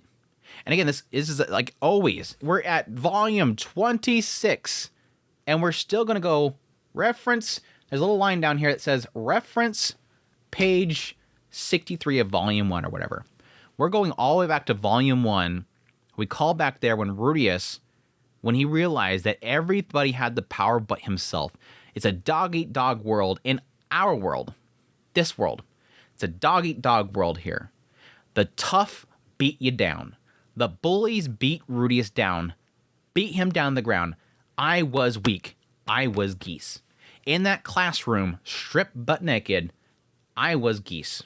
Couldn't do anything. Couldn't fight back against the monsters that were beating me down. But unlike Geese, who found a way, Geese found a way. The only difference here, one difference, back then, I didn't even try. I went back home. And I stayed there. I hid in that room. Whereas Geese, on the other hand, he didn't have the ability to do anything in this world dominated by monsters and violence, the bullies. The most important power is the power to fight. In this world, the Mushoku Tensei new world that Reese has gone to, where it's literally you are blown away to smithereens if you stand up against a monster. Versus back here when it was just a bully at school, Geese didn't have the power to fight here, but he still learned everything he could. He tried everything, but he still couldn't survive. So it's almost like Reese right here is not really blaming Geese. Not blaming him. He's not going to forgive him, for sure. But at least he doesn't blame Geese because he gives him a little bit of respect right here that at least Geese tried, and he still couldn't survive. He had to find an out. No, Geese, you're wrong. Reese could say that Geese was wrong, but no more than that. He couldn't say that he understood. He didn't want to give Geese an answer. All he could do was deny it. So in response to Geese right here, after saying, you wouldn't understand that, right here, Reese responds with, no, you're wrong. Doesn't tell him why he's wrong. Rudeus doesn't want to tell him why he's wrong. Just says, no, you're wrong. I can see some people seeing this response to Geese as being heartless. Because Rudeus just got done in his head in response to this saying, I'm just like Geese. I'm just like him. But he's stronger than me. Geese is stronger than me. But I don't want to tell him that. It's almost like he doesn't want to give Geese a win. I don't want to sympathize with you, but I'm sympathizing with you in my mind. Unlike me back there in my previous life, you were stronger than me. Here, I have at least a mana pool. I can at least learn magic. I at least given the effort to find friends and surround myself with people that trust me and I trust them. Response? No, you're wrong. That's all he wants to say. That's all he wants to say. Hey, Rudeus, if you're going to tell me I'm wrong, take some pride in it. You won, you know? You beat me. The world says its winners get to be right, and losers are wrong. So stand up straight and tell me, that's wrong, Geese. That ain't how it is. Then, see, you go on, give me a lecture. Seems I'm about to die. You should have done it like this. You should have stuck with me and never gone over to the man god. That sort of thing. With that, the strength seemed to go out of him, and he said, his face empty, Me, Body Gotti, and the Bissell King are all gone. The man god's got no one left who'll go out of their way to help him out. He lost. Ain't no one left in this world who could mess with Rudeus Grey Rat. In fact, he said it himself, that if this was a dud, there'd be nothing he could do to you. So I reckon he'll quiet down, at least till you take him out. Count on it. He'll be sneaking about behind the scenes, though. You're joking, right? Geese didn't smile. If that's how you want to think, I ain't gonna stop you. I'm only guessing that he'll quiet down no more. Go on waving that down with the man god flag if you like. It'll be bad for him, but not for you, eh? Hey now, what's that glum look for? You're Paul's son, aren't you? Paul would look a little more cheerful if you were around. Maybe not right before he died, though. He really got older when I wasn't looking. But anyways, take some pride in this already. Rejoice a bit, even if it don't last. How do you think I'd feel if you don't? Makes me look like a real moron. After I went all around the world, getting the sword god and the north god, and the ogre god to join me. Then getting them all fired up like, let's take them down. Only for it all to fall to pieces. All because I couldn't control 'em. At the end, I took a risk and sent Body. Look where it got me. At least remember me as a strong opponent, yeah? That's how I want to be remembered. Before Rudeus knew it, Geese was crying. Tears were streaming down his soot-stained face. When Rudeus saw it, he knew for sure that Geese hadn't held anything back. Okay, you were strong, Geese. True, I'm standing here now. But if just one thing had gone awry, I'm pretty sure our places would be reversed. This is the hardest and most brutal fight for my life. Cheers, Rudeus. Geese had been strong all right. It had taken Rudeus a year to defeat him. For a whole year, Rudeus prepared. Not to mention everything that he brought to this fight that had been built up for a much longer period. No one could call Geese weak after all that. You won this fight. You didn't you didn't win the fight against Orsted. The fight against Orsted, I think, would probably have been much stronger. Now, granted, he had much more allies this time around with him at the time going against the fighting god Body Gotti. Whereas with Orsted, it was just him. But again, I still see Orsted having beat him easily. But interesting right here that Rudeus gives him this. I mean, Rudeus is accepting it, but he accepted it earlier too. Earlier, Rudeus only wanted to tell him, no, you're wrong, but not explain.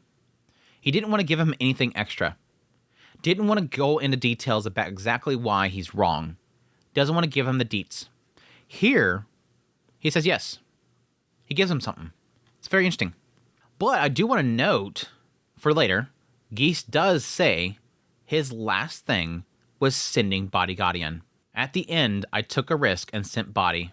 Look where it got me. At the end. He's not saying sending Body in in order to facilitate this other thing. So it doesn't play into the idea of Alec at all. Geese. Suddenly, Ghislaine stepped forward. She looked down at Geese. Her bangs hit her face, so Rudeus couldn't see her expression. Hey, Ghislaine. Been a while. It has. I'm heading on. Yes, say hello to Paul for me. Gotcha. Maybe, when it's your time, we can all get a drink. I want to see Paul get drunk, then sticking his face into your chest and making Zenith sulk. Zenith won't be going anywhere for a while yet. My time will probably come first. Heh, yeah, I know. Anyways, till we all meet again. Geese fell silent, just like that. Something in him was gone.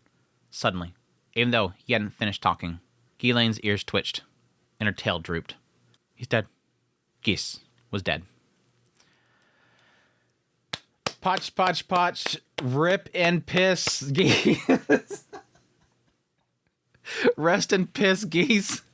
I don't care. I feel bad for Ghislaine right here. Like, we don't ever really get any responses out of Ghislaine, and to have her droop down like that. Again, Geese and Ghislaine were party mates for a long time. And the idea of getting together with Paul, having a drink, getting Zenith involved, Zenith's probably going to hang around for a while. Interesting that she points out that my time will probably come first. I wonder if that's an aspect of her acknowledging that she hasn't aged that much. Or more point out the idea that Ghislaine doesn't really feel that she'll live that much longer. Like, I'm going to continue to be an adventurer eventually. While Zenith is at home, she's safe. She's with Rudeus. Rudeus is taking care of her. She's going to be safe. Me, I probably will die eventually. It's interesting. But yeah, rest in piss, Geese. I don't care. I liked him. I used to like him a long time ago. I liked the guy a long time ago. Just don't care anymore. Whatever. Peace out, dude. And again, in the end, I still acknowledged the story of Geese. Again, I acknowledge him. He makes sense. Dude has nothing, has no strength, and he's driven to this. There was still a side of me, though, all the way to the end right here. There was still a side of me that kind of hoped that Geese at some point would rug pull the man god. There was something there that he would rug pull. Maybe that sword that never gets bring up again. I have finally acknowledged after this chapter that sword literally never gets brought up again. Literally never gets brought up. Somebody was actually asking about it in the chat last week. In volume 21, it says, I grabbed a blade of a demon sword lying rotting in the back of a storehouse of old junk in the Orsted Kingdom, then a hilt from a burial ground in the King Dragon realm, then took them to a blacksmith who handled demon weapons and had them reforged. Then he went and got some alcohol from a shifty tribe in the demon continent, a few other odds and ends. Again, these are all things the man god told him to pick up, things that he would basically need in order to gather up this group. Now, yes, you could probably say that maybe he used the alcohol in order to, get in there to talk to the ogre god. That's an easy one to answer. I kind of thought for a brief moment that this whole sword could have been one to give to Galfalion because he liked swords, but it never mentions that. It could have been an initial gift to him in order to get in there to talk to him, but we've seen it. It's literally this chapter. He sits down and talks to him. He never brings out a sword and says, hey, hold on a second, Galfalion, look at the sword first. He does all this for a particular reason, but it's never brought up again. The sword that they reforge, the hilt from a burial mound in the King Dragon realm. It can't be Kajikut because, again, Alec already has that. It's interesting. Anyways, back to this. But yeah, I was hoping that there would be some sort of rug pull. I was hoping that something that Geese would have done. I will admit, in the end, Geese and Bodygatti's push was a little bit less twists and turns than I thought it would be. Like this kind of goes very one directional. Like this doesn't feel too much like something completely catches Rudeus off guard. Something is crazy off guard. I mean, yes, technically when Bodygotti first shows up on the beach, that's a big like shocker for Rudeus. Like, holy crap, okay, wasn't expecting this. But for the most part, it kind of just plays out. And again, that's mostly because they do so many side chapters where you get to see Bodygotti and Geese's perspective. Like maybe possibly and it might be a case where this wasn't even the web novel, would have been more interesting if suddenly out of nowhere, Bodygotti just shows up on the beach and we hadn't seen Bodygotti since, literally when he leaves the university. Like the last time that Rudeus meets him in the university. And we never literally ever reference him ever again. He's never brought up ever again. And then suddenly he shows up at the beach. I don't think I would have had as much fun trying to figure out Bodygotti if that was the case. If it's suddenly, boom, he shows up and then we get like a whole chapter talking about what he's been doing since then. So I guess it does technically play out a lot better this way. But it is a little bit anticlimactic. I will admit that it feels a little anticlimactic. There has been some really good fights in this whole segment though. No, don't get me wrong. But again, I'm more of a character guy than a battle guy, so I probably see things a little bit differently than a lot of other people do. But who's to say the battle's not over after this chapter? It feels like it's over. Rudeus had beat Geese. He could think that now, but as expected, it didn't make him happy. He was aware he was in shock. There was something about seeing someone he knew die in front of him that he couldn't process. Geese was his enemy, and he'd known he had to take him down. But it wasn't like he loathed Geese with every fiber of his being or anything. If they'd lost the battle, and they'd killed Eris, or someone close, Rudeus might have ended up loathing Geese. Rudeus might have felt this was justice. He took down the bastard, got his revenge, that sort of thing. But he couldn't deal with it. All Rudeus knew was that he was able to numbly ruminate the way he was because he hadn't lost a single person in the battle who was important.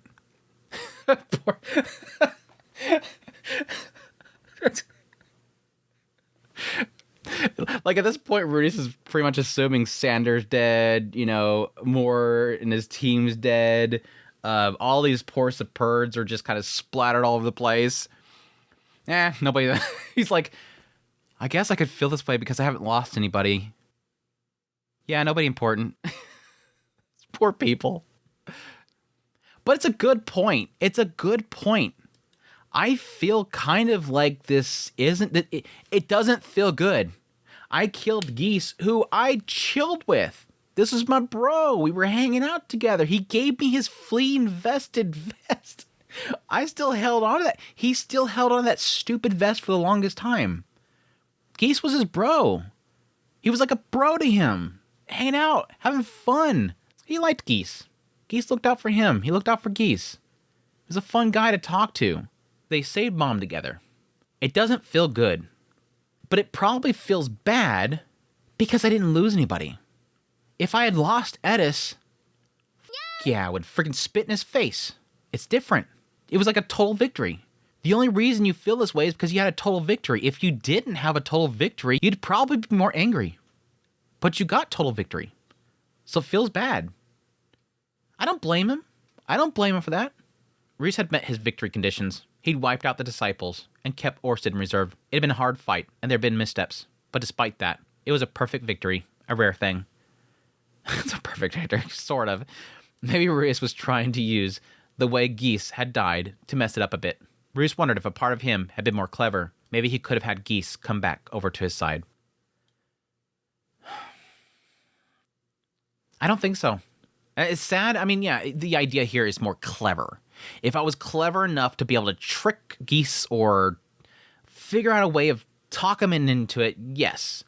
And it served for me too. Could I think of something clever enough to be able to win him over? I don't think so. But again, that's the limit of my cleverness. I don't think I would be able to talk Geese into it. Because the idea is that you would have to tell him, you have to leave the man god's side. He's going to keep haunting you and telling you to kill me, but I need to work out my side. I'll protect you. The only thing I could think of is just talk him into the idea of, dude, look, we have a way of blocking the man god from being able to reach you. See this little band? See this little band? I use it to block the man god. I can get you one. Just stay at my side. Work for me.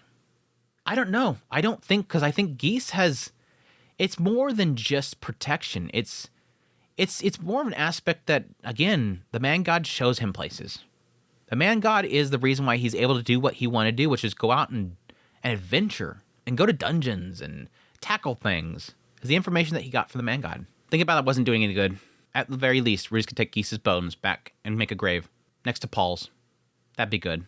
He'd said something about being together. Those were the thoughts running through Rudeus' head as he watched Geese's body burn. Ghislaine stared intently at the cremation process. Maybe it was Rudeus' imagination, but when it was over and they recovered the bones, her ears and tail seemed limp. Let's go home. Yeah. They crossed the ravine. Whatever else aside, it was really over this time. Rudeus was worn out and barely any mana left. He was physically exhausted. If he laid down, he'd be out like a light. Not that he could afford to sleep until Bodyguard was sealed. He was eager to return to Ch3 anyway. He wanted to get a good night's sleep in his own bed, then wake up and eat. He'd have rice for breakfast. He then recalled the soy sauce. He could make a perfect bowl. When he got back, he'd eat. He'd eat until he burst. Then, of course, it'd be time for sexy shenanigans. Rudeus the celibate had died with Geese. Which wife would he choose? All three at once? Chances like this didn't come up every day. The post-mortem of this battle could wait. For now, he'd forget what Geese said. Now, it was time to rest. As Rudeus dragged his weary self along, he heard a voice from behind. Rudeus. Ch3 was walking at the back of the group and turned to look back at the ravine. What's the matter? An enemy. What? There was a hand clinging on the edge of the ravine. Something was climbing up. The hand shone gold. It was wearing a golden gauntlet. You're kidding me. It was Bodyguard. Surely, it was too soon. Rudeus remembered throwing a few of his arms in the ravine, then body after that. His body appeared to be practically annihilated. But there could have been some larger chunks that were here and there. Maybe he pulled it together. Were immortal demon kings that immortal? As they stood frozen, the armor rose from the ravine. Only, it looked different now. It only had 2 arms, which was how it had been when Rudeus defeated it. But the overall design changed. The helmet was different shape, and it was shorter. Not even 2 meters. It was holding a sword. An enormous sword. The King Dragon Blade. No, it wasn't him. It wasn't Body. No matter how desperate he becomes, a hero always rises and turns the tides. That's what I've achieved. That voice, the way he said hero, there was no mistaking that calling card. I'm a North God Kalman III, Alexander Ryback. He was alive. Rudeus really thought he was dead. His body hadn't so much as twitched back when Rudeus sent him down there. He had survived. Of course, he had immortal demon blood too. Given time, he would regenerate like Bodyguard. Except no, a shiver ran down Rudeus' spine as it all clicked. This was the final plan that Geese was talking about. Had this all been his plan from the start?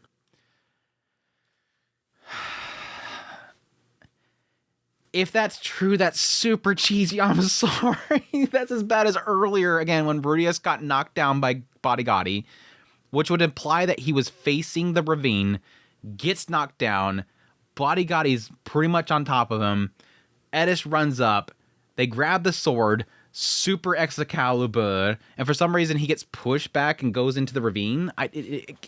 And again, the blades just somehow get stuck in the armor as it's cracking and crumbling, and then it somehow just falls in the ravine. Like, all this stuff all plays in sequence, and Geese sees it. Geese foresees it. Nah. I mean, there's a... Again, I explain stuff around Rudeus with Destiny. Rudeus has massive plot armor because of Destiny. It makes sense plot-wise why Rudeus has the stupidest thing save his butt. That feels rote. If that's the case, that feels rote is bad. Rote is bad. Now, the question would be, let's play into that. Let's assume that is the case. Would I see Geese in his dying breath, in his dying moments? He knows he's dead. Would I see Geese still holding the bluff? I don't think so. I think something would have slipped out there. There would have been some indication in what he said there. Again, what did he say? In the end, I sent Bodygotti. Now, the plan could have been, this could make sense right here. It could have been when they first got there, him and Bodygotti. Again, way back there, when they were going to get the armor, they found out that Alec was dead. North God failed. Vita, gone. Ogre God turned on him. They knew before they even arrived at the beach, they lost everybody. It was just them two. Geese could have found out from the man god, Alec's down there. Alec's still there. He's still alive. He's down there. He's barely holding on, but he's down there. And it could have been when they got to this ravine, the plan could have been to get to the blade. They wanted to get a hold of Kajakut and then go to the ravine and give all this stuff to Alec. The plan for Geese could have been originally to get all this stuff to Alec and have Alec destroy them. But instead, again, earlier, but I sent Bodygotti alone. That wasn't the original plan, but I sent Bodygotti to go and get it alone. And that was my failure. I should have just done something else, should have fought a little more or whatever. That I could see. That this is his plan, it wasn't the way that he wanted it to happen. But yeah, it feels rote. I think Rudeus is going on a stretch here. I think Rudeus is just making a really stretched assumption here. Or had Geese changed tact partway through? True. Yeah, that right there. Rudeus thought something was off. Thought it was strange when the armor didn't regenerate. He deliberately prevented it from regenerating. Then Alec had put it on at the bottom of the ravine and restored himself. Maybe yesterday, when Geese was playing dead, he'd been preparing to drop the armor, along with part of Bodygotti, to resurrect Alec. Again, that doesn't connect for me either. Why would he stand there for that long? Damn it, there was still more that Rudeus had to do. There's another battle to be fought. He was sick of this. Couldn't it just be over? The opponent he had already beat once was coming back for a second round. Rudeus felt at fault. He hadn't made sure that Alec was dead. He'd beat him and thought that he'd finished him off for good, only to leave him there. Now they had this on their hand. What else should he have done in that situation, though? What more could he have given? He gave up. What was done was done. Version 0 was gone. He had no backup. Rudeus, Ghislaine, Isolde, and Rejourd remained. While Rudeus was on the verge of mana drain, he had no weapon or armor. Hand was empty, and there was no hope of winning. How could he defeat the North God Kalman III in the Fighting God armor? Was it time to ask Orsted for help? No. What was this all for? Rudeus had to weaken him, but how? As Rudeus escaped, Alec looked at him. He didn't seem all that surprised. Rudeus was there. It was like he was expecting Rudeus to be waiting for him. Rudeus Grey Rat, I apologize for calling you useless. You are a formidable warrior. I would not have thought it from your appearance, but you are a worthy opponent for me. Thanks to you, I have ascended to a new level of power. You have my gratitude. He got humbled. He's got to thank Rudeus for humbling him. And again, this is kind of going the direction that I assumed it would. Like, I felt bad for Alec back here. Like, gosh, now I kind of want him to have another chance because he's got that moment of change. But I think even then I had this indication that it's not as if he was going to become a good guy. It wasn't like, oh, Rudeus taught me a lesson. Now I want to be a good guy. If only I had a second chance, I would want to help Rudeus. Notice that he wouldn't make the same mistake. I'm not going to be stupid about this stuff. I got cocky. I got fooled myself, and now I want to do this right. Please give me a second chance, and I'll do it properly next time. This concludes how I think it is. He just now realizes he got a little humbled, but he still wants to fight. It ain't going to change what he was going to plan on doing to begin with. Rudeus turned his weary body. If he ran, Alec would catch him. Rudeus didn't have enough strength to buy time. He'd go down fighting then, struggle with everything he had left. Focusing only on that, he stepped forward. Rudeus was sprawled on the ground. I'm invincible now. Rudeus was seeing the other three falling around him. Rajerd, Ghislaine, Isolde. That made him realize Alex had thrown them all down. That's right. Sander appeared out of nowhere and threw everybody on the ground. Was it number 3, 4? It was funny because I was asking somebody, I'm like, am I misremembering? I'm pretty sure that they've referred to Sander the second as Alex. And they've always referred to Alexander the third as Alec. But Sander appeared out of nowhere and threw them on the ground. It is. A random Alex shows up. Alex had thrown us all down.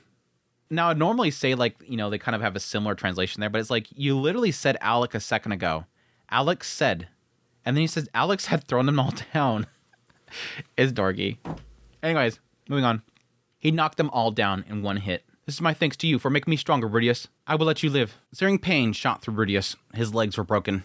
Alec was too fast, and he didn't see it coming. He hadn't had his Eye of Foresight open, but still, he hadn't been able to react at all.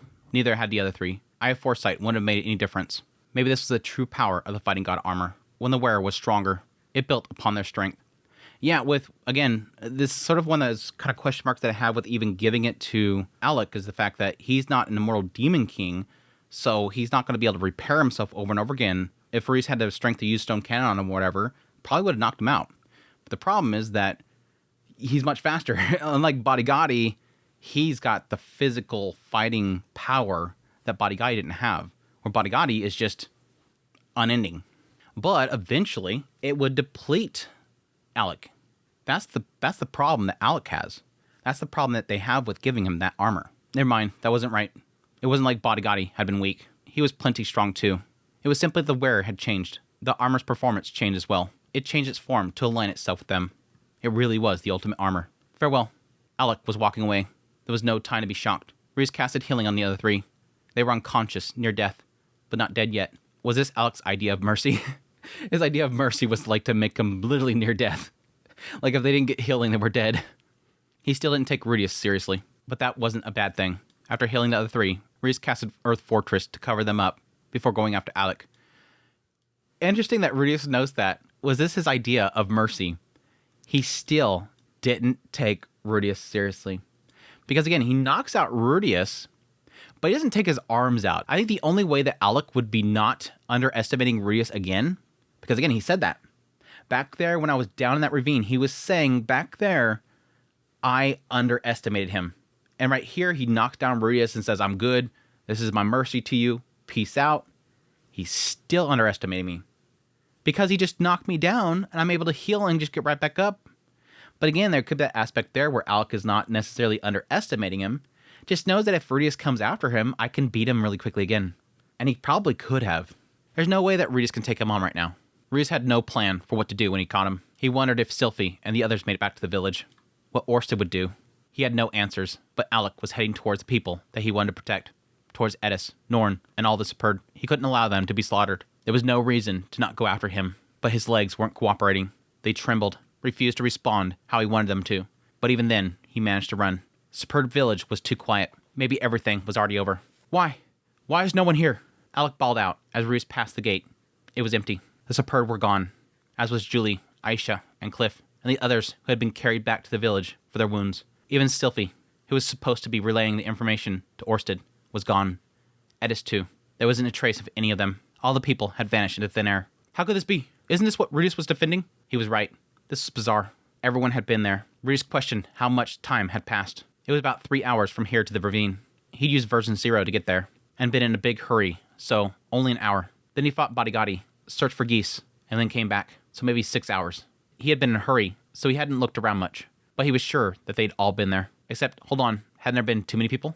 Hadn't there been some people who had no place being there? Curses, you had me completely fooled. Alec turned around.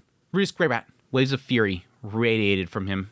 Yeah, there was a part of me right here where I'm like wondering, Refugin, what the hell are you doing?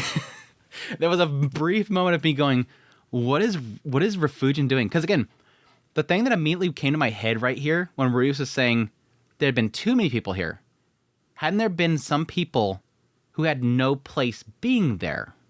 And what immediately came to my head right there when I read this was Aisha. That's right.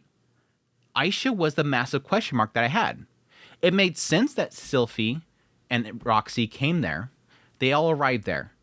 But why was Aisha there? Because Aisha was supposed to be at the border. Again, my only explanation there was that she somehow got to the portal before they all got destroyed, or she evacuated, went back to the west, and got back to here. But even still, the portals were destroyed. How did she get back so fast if she got back to, to back home and then went with them back to here? It didn't make sense. So I was kind of wondering if there was going to be an aspect of Rudeus sort of hallucinating even going back to the village. Like, I'm like, what are we doing here? And it doesn't turn into anything. I mean, how they got out makes sense, and it was, but I've been complaining about Rudeus taking advantage of for the longest damn freaking time. But this sort of made me kind of question, what are we talking about here? Is this all a delusion? Was Aisha a delusion? Rudeus felt he had it all wrong. He didn't know any more than Alec. Why would he come chasing after a dangerous opponent? If Orsted wasn't here, that'd be moronic. He'd have run into the forest, counted his blessings to be alive. Orsted and the Superb were never here, were they? No, the Superb were here. You saw Reserve before, didn't you? Getting the feeling Alec might attack, Rudeus backed away. He had no idea what was going on now. Maybe this was all a bad dream. Maybe the Abyssal King had survived or something that I could see. And everything since the defeating of Bodigadi had been a dream. I was going to let you live. No longer. If you're so desperate to fight me to the last, I shall grant you your wish. Rudeus was trying to process this, but he had to run. He had no reason to fight. He had to run. He was about to turn, but ice ran down his spine. His feet stopped moving. But had Alec done something? No, that wasn't it. He was rooted to the spot, too. Well, what's this? This cold? He sounded scared. He was looking around wildly. He had the fighting god armor. Why was he so scared? Why? Well, because it was a curse. A curse to inspire fear. Curse that specifically didn't work on Rudeus. Yeah. I knew the moment the cold hit, I'm like, you're done, dude. You're so done. Finally. I mean, the last time was Rada, honestly, but yeah. Dad's home. Dad's home. Are you ready? Dad's home. I was so hyped when this happened, dude. I was so hyped. A curse to inspire fear. Only Rudeus could tell the source of that curse was currently seething with murderous rage. And the rage was tied up in some major trauma for Rudeus. That scared him. The murderous rage took shape as it emerged from the back of the village. Silver hair and those awful eyes. The white shining beneath the golden of his irises. He came walking towards them, slowly, with a terrifying look on his face. Rudeus. Sir Orsted, why? It was Orsted. He had his helmet in one hand and tossed it to Rudeus now. He hurried to catch it. But yeah, you knew that he was going to have the... Yeah, you assumed that he wasn't going to have the helmet on.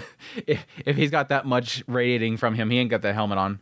When Sylphie had informed me of what happened, Cliff Grimoire was already close to full mana drain. I saw that he was unable to seal Bodigadi and the fighting god, so I went and begged another man's aid. Hence my arrival was delayed. Forgive me. That was not what Rudeus was asking. He wanted to know why no one was there. Rudeus. Orsted goes, I did this. You asked, why this? Rudeus, go back up here. He says, why? He literally asked he literally went to the person that I've been telling you to go to for the longest damn time.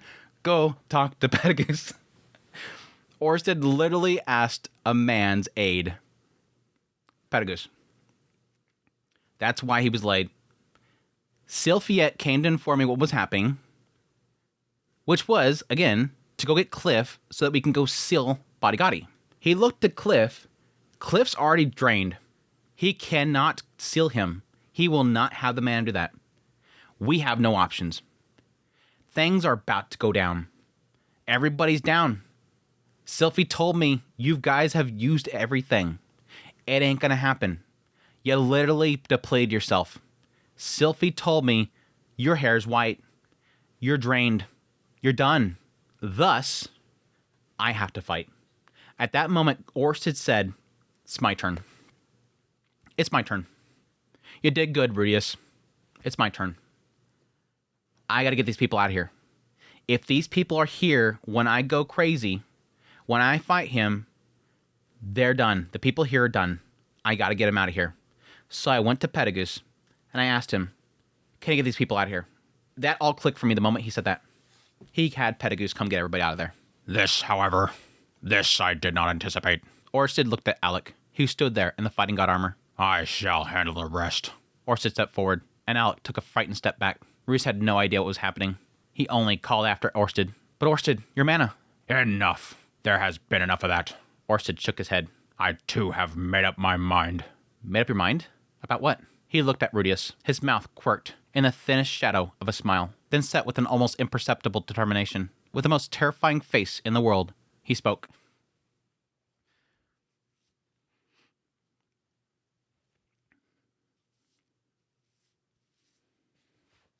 I wish to see for myself what it is like to fight alongside trusted friends. I mean, this has been building up. This isn't like a shocker, but it's still like everything open. Like I literally, a lot of my fears, the idea of even him using his mana is gone. He's finally opened the door. This route, this time, stop with this whole idea of it has to go this way. Because I figured it out. I finally figured it out. It doesn't have to go this way. He kind of opened the door to this way back here when he accepted to kind of go along with Rudeus, to have Rudeus help him, to set up all this stuff. And again, he kind of stepped back a little bit with Pax's death, but he's still like, okay, I'll still leave it up to you. It's fine. We'll get an army together to take out Laplace together, and I won't have to get involved. We'll still try it. But even earlier, before Rudeus went off to this battle, he stood up and said, I'm going to go. I'll help you. We'll go together. We'll handle this. No, sit down, Orsted. It's fine. Finally right here. And it's funny because he goes all out. It's not just, Rudeus, I'll help you out. I want to see what it's like to fight alongside friends. No, he's already asked Pedigoose for help. And he walks out here, pulls the blade out. He's going to use it all. Like, it's almost like Orsted says, I'm going to drain everything. I'm going to full mana dump on this boy. Because I want you guys to help out. I want to fight with you guys. It's no longer I want to have all the mana to fight by myself. I'm going to just mana dump on this boy, and we're going to fight the end battle together. It's almost like a full sign of trust of the future with allies. Right here. There's so much significance in him pulling that blade. Because there's a side of me that almost thinks that he could have beat Alec without the blade. But it's almost like he chose to pull the blade. But yeah, I had a massive smile on my face the first time I read that. I wish to see for myself what it is like to fight alongside trusted friends. This loop, I'm not alone. I want to see what it's like. I want to see what it's like. You've been fighting alongside me this entire time, but now I want to fight too. Rudeus hadn't quite followed the beginning and the end of the conversation, but for some reason, Orsted's words struck him. Rudeus understood. He resolved himself to this battle. Okay, then I'll leave you to deal with the rest.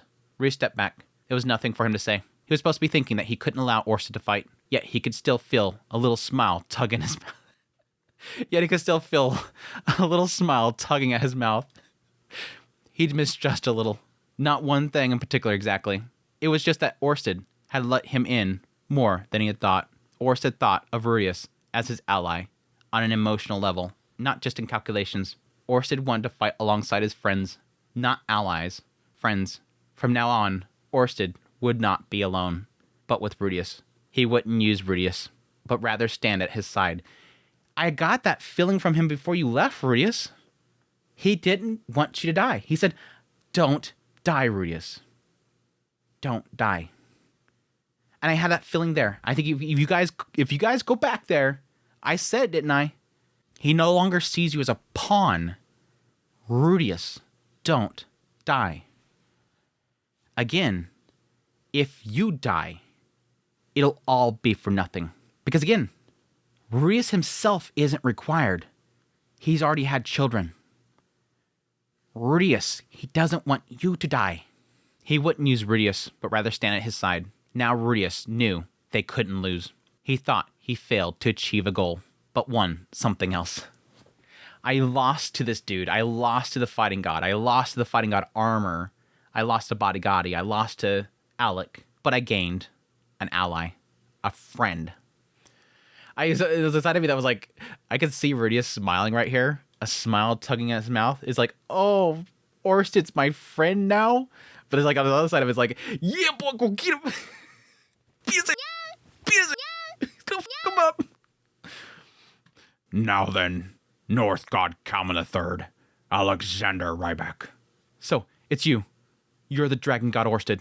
When Orsted called Alec's name, he raised the King Dragon Blade Kajakut. He was wielding both the fighting god armor and the King Dragon Blade. They made for a devastatingly powerful combo. Alec wouldn't consider tossing one to the side, would he? Was there anything Rudeus could do here? Perfect. Orsted, it seemed, thought differently. Orsted's like, a worthy opponent. Not quite too worthy, but it's good enough. It's about as good as I can get. About as good as I can get. As Alec raised his blade, a smile of confidence flashed on his face.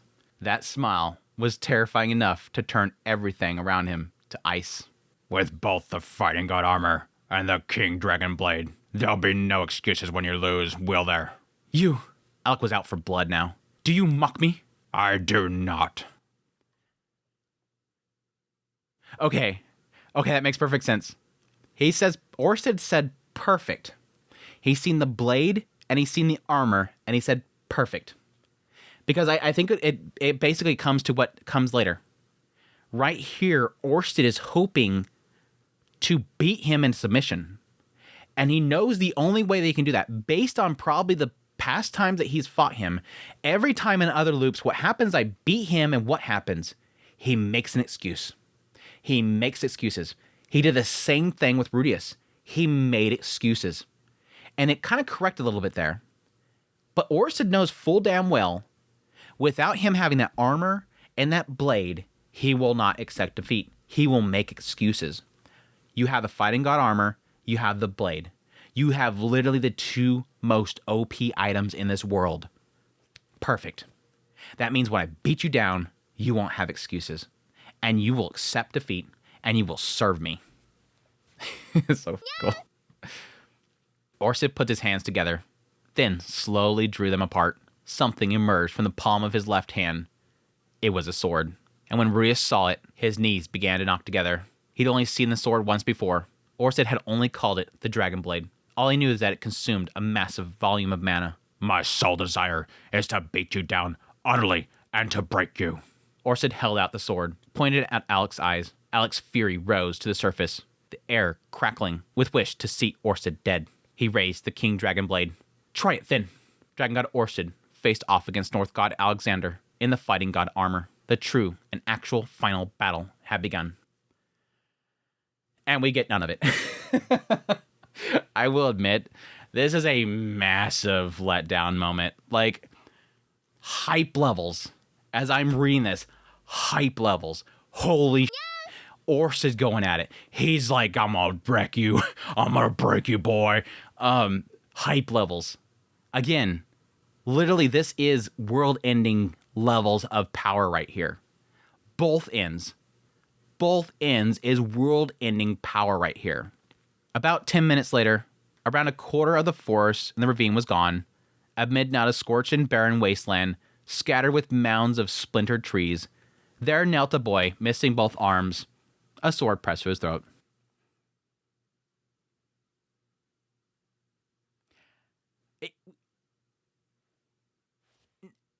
There could be a chapter later that gets into it. Maybe more details later on. Maybe a side story somewhere else. But damn, that is like literally the biggest... That is the biggest letdown I have ever experienced in this entire series, to literally build up to the biggest and most epic fight yet. Nothing. Now, thematically, to this being Rudeus' perspective, that's not technically wrote in a way that is... It's not necessarily a diary. This isn't necessarily a diary. It's not wrote like a diary, but it is Rudeus' perspective. It does make sense that he can't really explain it because they're going so damn fast, but it's not a diary. I don't know. It's fine. It's fine. Not a big deal. It is a little bit of letdown, though. The boy looked up at the wielder in blank shock. A man with silver hair and distinctive eyes stared back. He didn't have a scratch on him. Like I said, I don't even think he needs the blade. Unless the blade enhances him in some way, I don't even think he needed the blade. He wanted to use mana, I think. He wanted to deplete something. And again, he wanted to break him. Like he said, I'm going to break you. Looking at him standing there unscathed, you think there hadn't been a battle at all. The only clue was the spattering of dirt on his clothing. Choose. Become my follower or die. The dragon god against the North god in the fighting god armor. That matchup could have been a truly legendary battle. A pair of opponents of that caliber could have gone down in history for good. Sadly, the actual battle was nothing so grand. It was devastatingly one-sided for that. Honestly, it was tough for Rudeus to put into words. He watched it, getting caught in the melee and narrowly escaping death as he did. Yeah, I'm surprised Orsted didn't say, "Get out of here, Rudeus, it's gonna be a crazy fight." But they moved so fast that he could hardly see them. Even with his eye of foresight, he couldn't tell what either of them were doing. The only thing that he saw for sure was that Orsted always had the upper hand. Rudeus could tell that every time Alec tried to turn things around, Orsted smashed him into utter submission. He was clearly outmatched. Even with the fighting god armor and the king dragon blade, he couldn't touch a hair on Orsted's head. The armor was smashed into pieces, which were now beginning to regenerate. But they had detached from Alec's body. The king dragon blade lay on the ground nearby along with his arm. Alec had long since lost his will to fight. He looked up at Orsted, his face petrified with fear. Tears streamed down from his defeated eyes, and his mouth hung half open. The boy, who boasted of becoming a hero, was gone.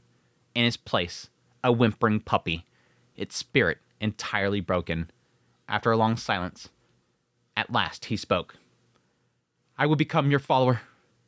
And now, this time, the battle was really over. And that is chapter 3. Holy crap. Now I am extremely happy that I didn't try to get this one done last week. And again, I was kind of feeling like I was rushing at doing a first time read through Raw because I was just not digging into things like I usually do. And man, that was a lot of digging. What's my Raw at right now? I think I'm like at 3 hours easy, if not 4 Raw. 3 or so. 3 or so. Anyways, that was quite a letdown at the end there, but the ending of the fight is still epic. Literally, Orsted looking down at him and saying, "Join me or die, and I'm gonna break you, boy." It's significance. Again, the main key thing here is the fact that Orsted has chosen. I think of this entire chapter. Yes, it's cool having the fight at the beginning, Eris stepping up, them gravity deleting Bodygotti. Again, I'm assuming Bodygotti's not dead. He's probably going to come back. Does give me quite a bit of hope for like characters like Sander and whatnot making it back here alive. I think in the end, it's going to probably turn to a thing where I don't think anybody dies except for Geese. I think of this battle, the only people that are going to die is obviously Galfalion, he's gone. Obviously Geese. And that's it. I think everybody else is probably going to survive. Sander's alive. Obviously Etof's alive. I'm sure that everybody at the beach is still alive. I think we're going to come out of this with only 2 people really lost in the whole situation, which is a good thing to Orsted's mindset here. I think he has. Finally accepting other people to join him and going to that final battle, which at this point I'm guessing is probably not in this freaking volume.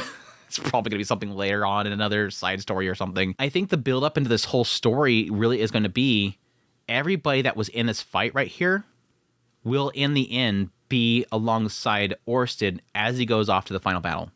They will all join him to go off to that battle, which I think won't be as difficult as they're really kind of putting it, because I think Laplace will end up in the end being turned over to help them in the end. Again, that's my whole theory at the future storyline. I think Laplace in the end will re-merge himself back into one and join them. But again, like I said before, this chapter literally is Orsted accepting to fight alongside friends and to gain allies. And I think when he drew that blade, he knew he wanted that boy to be his side. You, North God, become a hero. Join me. Fight a god.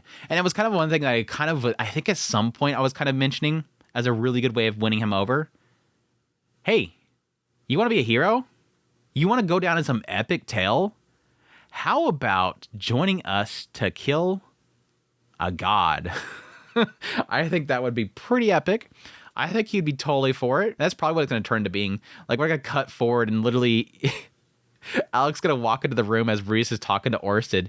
And he's going to walk in the room. He's like, when are we going to go fight this god? I want to go fight this god and become a hero.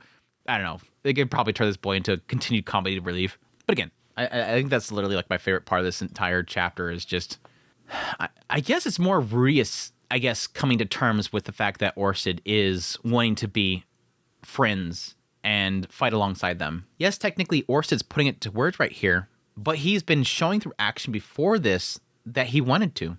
Again, he got up. Let's go. I'll help you this time. I'm going to help you. Bodyguard, he's got the fighting god armor. All right, let's go. I'll help you. And Reese kept saying, no, sit down. No, I got this. Boss, no, I got this. Right here, he's going, it's okay, Rudeus. I'm fighting alongside you. But again, like I said before, I think the bigger part of it is him going to Petagus. Because I think with Petagus, it's personal. This is somebody that I'm going to eventually have to kill, and Reese is not going to like it. I don't want to rely on him. But again, I think a lot of that was Rudeus. He didn't want to. But yeah, I didn't talk about it at the time, but that image with Orsted, that Orsted image was just, that's got some heat behind it. Him just staring down at him, got death in the eyes. Totally matched that scene. That goes hard. It's kind of the great aspect of this entire volume, and at least the ending of the series overall, is I think the biggest like that I've had with how the series is concluded is how they built up Orsted's character. I've always loved it. Despite the fact that this series, I feel like a lot of characters kind of get left to the wayside. It's one of the original things of why I love the series so much, is I love the characters. And at some point, it was probably at the point which Rudeus joins the Orsted Corporation. I feel like Refugian's writing around other characters besides Rudeus in the main cast, I feel like a lot of them has kind of went to the wayside, and that the character writing has kind of went away. But he's always still kind of slowly developed Orsted's character, and so I've loved how that built up. So if I can have anything in the end, even if everything else goes downhill, I'll still love Orsted's character. And so to have him at least in the end, so far, we still got half of a volume to go. So far, literally the hero of the story at the very end is Orsted. I'll take the win. I'll take my win at the end that the final boss is beaten by best boy Orsted. Anyways, I love it.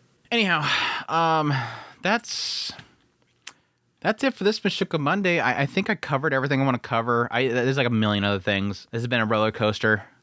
Super crazy. Do I think it's over? I guess that's the massive question mark there. Because again, technically this is, again, the chapter was the turning point. And I literally thought there was going to be something in here to what I said back there. I guess it could either be the new turning point that I was assuming could be in this chapter. Could have been, yeah, the man god jumping in there and talking to Alec and saying, Alec, get up, go this direction. There'll be a sword there, pick it up.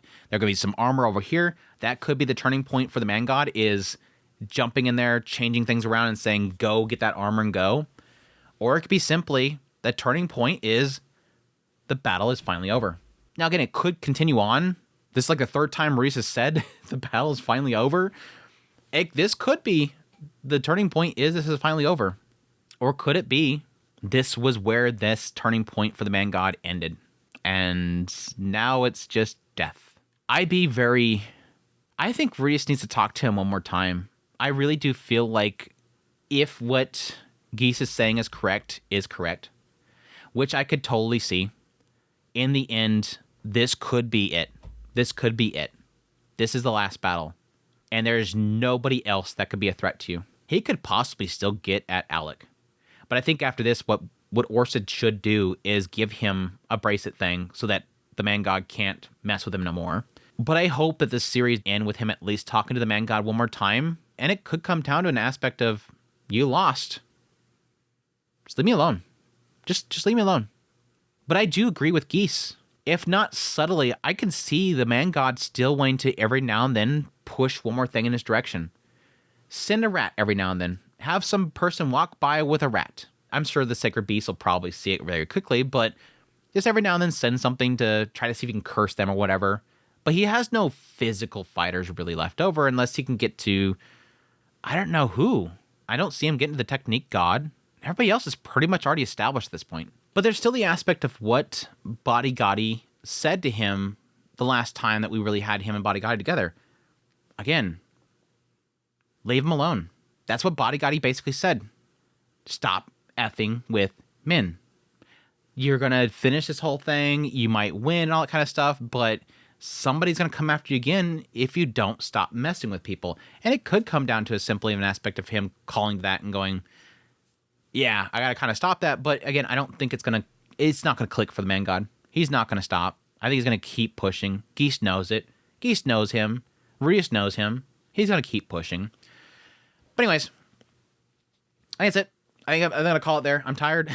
Take a break off here and get this edited and get it out to you guys. Hope you guys enjoyed this Mushoku Monday. As always, if you did, make sure to hit that like button before you leave. It's the best way to support the channel and what we're doing here. It doesn't cost you anything. There's not enough people hitting that like button. It makes me feel bad, babakas. But yeah, as per usual, greatly appreciate you guys' support, your kind words, everybody that drops by here. It's you guys that makes this as amazing as it is, and I greatly appreciate it. And yes, as per usual, greatly appreciate everybody that supports the channel monetarily through Patreon, tips, links, super thanks, memberships, all that stuff. Thank you, thank you, thank you. But until the next Mushoku Monday, y'all take care.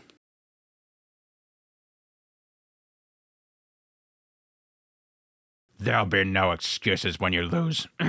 I wish to see for myself what it is like to fight along trusted Finn.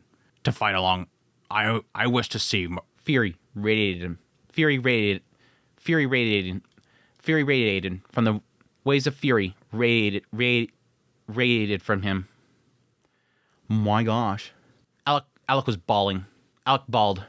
As Rudeus passed the gate, Alec bawled out. I would have thought.